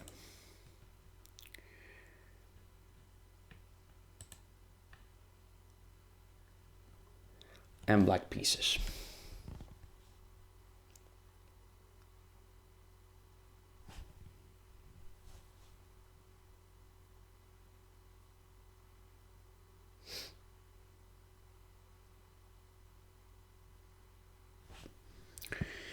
d4.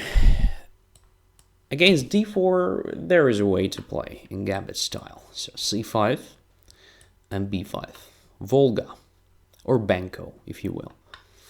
C takes b5. a6. Takes a6. And let me remember, because I used to play this when I was a kid. So g6 is possible here, I think. Knight c3. So should I take here now? Let's do it. Takes on f1. d6 preventing e5. Now completing the development quickly. To start some counterplay here on the queen side. That's everything I remember about this opening. No concrete lines whatsoever, because I used to play this when I was like 10 years old. So 18 years ago. And there was just a very short period of time. I played that in children's tournaments. Yeah. Quite successfully, to be honest. So a4, weakening b4 square, but preparing knight to b5 at some point. So now, what should I do? I should put something on b8, I think. So queen b8 looks natural. Rook to a5 followed by queen to a8, and then another rook to b8 looks also natural. Knight to e8 followed by knight c7, knight a6, and knight b4 also looks natural. So a lot of natural moves. There is the question, which one is the best? It's hard to tell. Hard to tell, but I have to make a decision now. So let's play queen b8.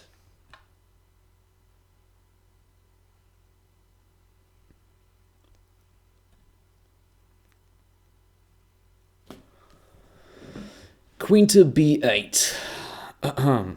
Exerting some pressure on b2. Queen to c2. Okay, it was expected. Now, I definitely won my knight on b4 with a tempo. So let's go there. Let's go there. Now, maybe it was stupid. Yeah, it's definitely stupid. Now white can punish me for it. Easily.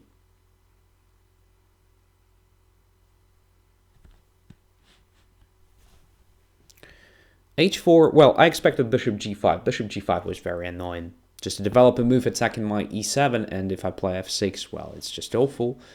And if I don't, I have to either go back with a queen to d8, which is bad because I just put it on d8. So kind of losing lots of tempi, not clear what for.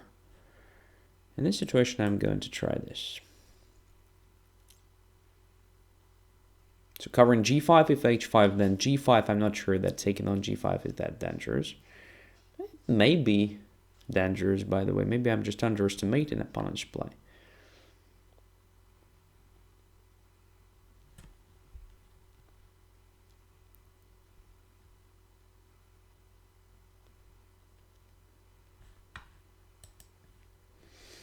If white takes on g5, maybe just a beating. Grandmaster Junior plays super strong chess. You can see this. Crowning student, just start the analysis. Have a bad feeling. Again. I understand that I play just complete crap, but still, white plays so confidently, so convincingly, just beating me.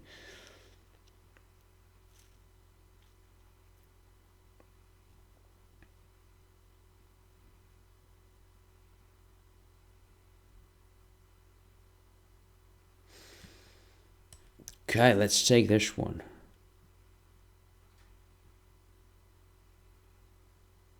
Let's try to simplify position somehow.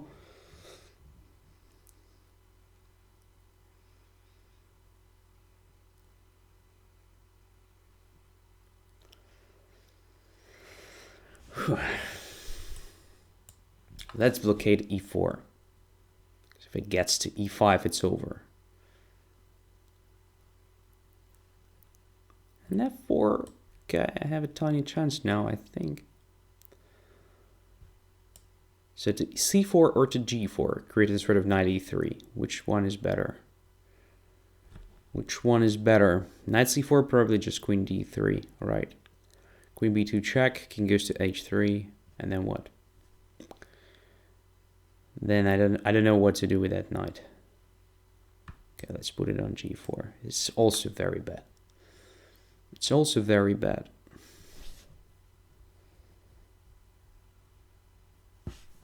But I'm still playing.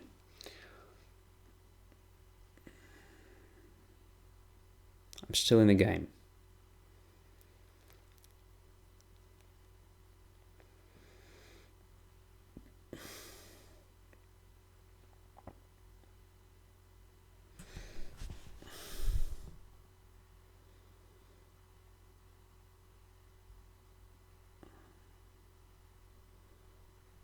Interesting position. Probably just lost for black. I don't believe that. There is a way to survive it. Wow, king f3.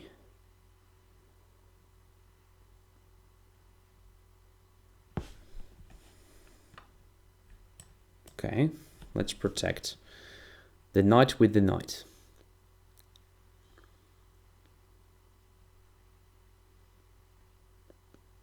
Maybe I overestimate white's attack here, to be honest, because I control e5 several times. It will be not so simple for white to come up with the breakthrough there.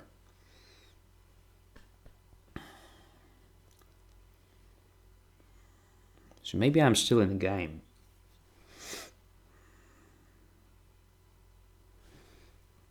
The question is where to put the queen here. Okay, it's out of question now. Really makes sense to try this. So I expected something like c4 from white to support d5 and so on. There is even a better idea, I guess. Okay, let's protect the knight for now. Wanted to put the queen somewhere in c5 at some point, or maybe a7 or b6, but knight on g4 was handy. I didn't want to give it up. It's just a very important piece. Moreover, there was just a threat of gaining some material by doing that. Taking on g4, I mean twice, with the rook and with the king then.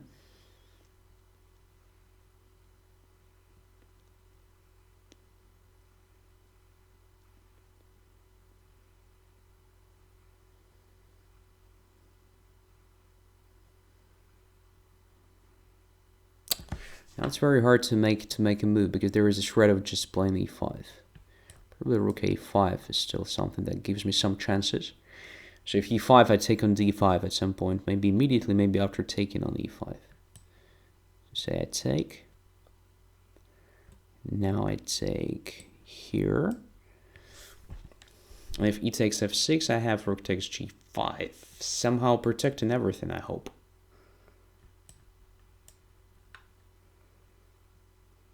There is no checkmate, right? Immediately, at least, there is no checkmate.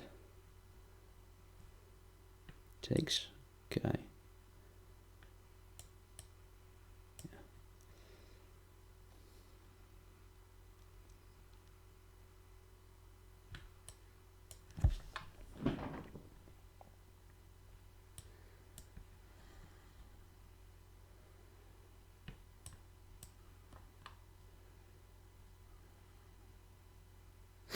Now it should be over, but I still have to find a checkmate, or no, I don't need a checkmate anymore.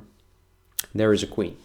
Nice save, just nice save. I was very close to losing it, I think, but somehow managed to protect everything which was hanging. Let's have a look at this position. I think White was winning at some point. White was just winning at some point, so I played dubiously this g5. I think this sacrifice on g5 is very promising, a very good one. So there is a question about h6 move here. I mean, including this move. I don't think it's great because I have the time to grab the knight. Anyway, the thing I wanted to do, because there is no way to save the bishop on the board the right way. So bishop takes c3, and I have the time, at least. Maybe I cannot use this time, but yes. So there is a comment, White missed the chance to play e5. When? Let's have a look. Maybe there is really a good way to play e5. Good moment to play e5. I mean, knight g5, probably after bishop takes c3 here. Okay, I saw that possibility. I wanted to play just knight to f6. But then e takes f6, of course. Yeah. It's super ugly. Knight takes f6 and then, let's say, bc3. Yeah, it's lost for black. Just lost immediately. Yeah, e5 right here. Just creating sort of queen h7, it's over. It's just over. Because you're right, I can imagine I can play something like f5 here. But e takes f6. Knight takes f6. There is nothing to analyze, I guess. So check, king here, I can't believe it is possible to hold this position. Maybe there is no immediate checkmate, by the way, but still looks so bad. So knight f7, rook f7, knight e6, rook g8, queen h6, knight h7. In that case, if queen h6 immediately, then king g8. So I'm still in the game. So maybe f5 gives me a chance to fight, but it looks just very bad anyway. All right. Yeah. So another question, which I do appreciate. So every time I'm asked this thing. So, hey, Andrey, are you Russian? No, I'm Ukrainian. So I don't understand why people ask me this question. And yes, I do speak Ukrainian, Russian. I speak a little German and, well, this broadcast, this stream is an English one, so I'm not going to speak any other language except for English here. Right, so let's get back. Probably, yeah, e5 was very promising at this point. bc3 just gives me some tempi. Now after knight e5, I have some tricks. I also expected to see something like rook b1 at some point, just attacking my queen. But probably it also gives me some time, gives me some possibility to regroup my pieces. So f4 looked interesting, and king f3 also looked very strong. But after knight f6, all of a sudden there is no clear way to exploit the vulnerability of my position. Because e5 doesn't work, my knight controls h7, everything is fine there. I just take on e5 twice. h6, I just play c4. Maybe here c4 deserved attention. Maybe, but I'm not sure what White is doing anyway, because e5 is somehow stopped. So Don't know. E5. Yeah, E5 doesn't work here. E5 doesn't work. At least white has to prepare this. At least white has to prepare this carefully, which definitely gives me some time to regroup my pieces. Potentially I can even do something like king h8, just if f7 is covered, just rook to g8. And again, once there is e5, I can take on g5 maybe and so forth. Yeah, so unclear position, I guess e5 right here after bishop takes c3 was very good. At least I should have played f5, and I'm not sure if I would finally do that. Not sure. All right. So probably it's just enough. It's just enough.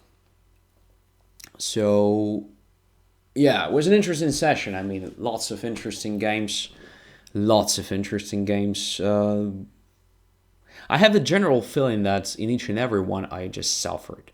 So basically I wanted to do the opposite, like to give you a pawn to make you suffer for this material. But somehow, well, your defensive operations were quite efficient. And in the vast majority of games, well, you were very close just to beat me. In some of them, you managed to do that, which is very good. Because after all, I'm here to make you play better, to make you learn something new. And, well, feels like gradually I'm just achieving this goal. So one show after another, it becomes harder and harder to experiment against you. And I'm happy about this because it is my primary goal. Thank you very much for being with me. Thank you very much for watching, for subscribing, for supporting me financially. Many thanks to guys who super chatted me. Wish you a great week and hopefully see you very, very soon. Bye-bye.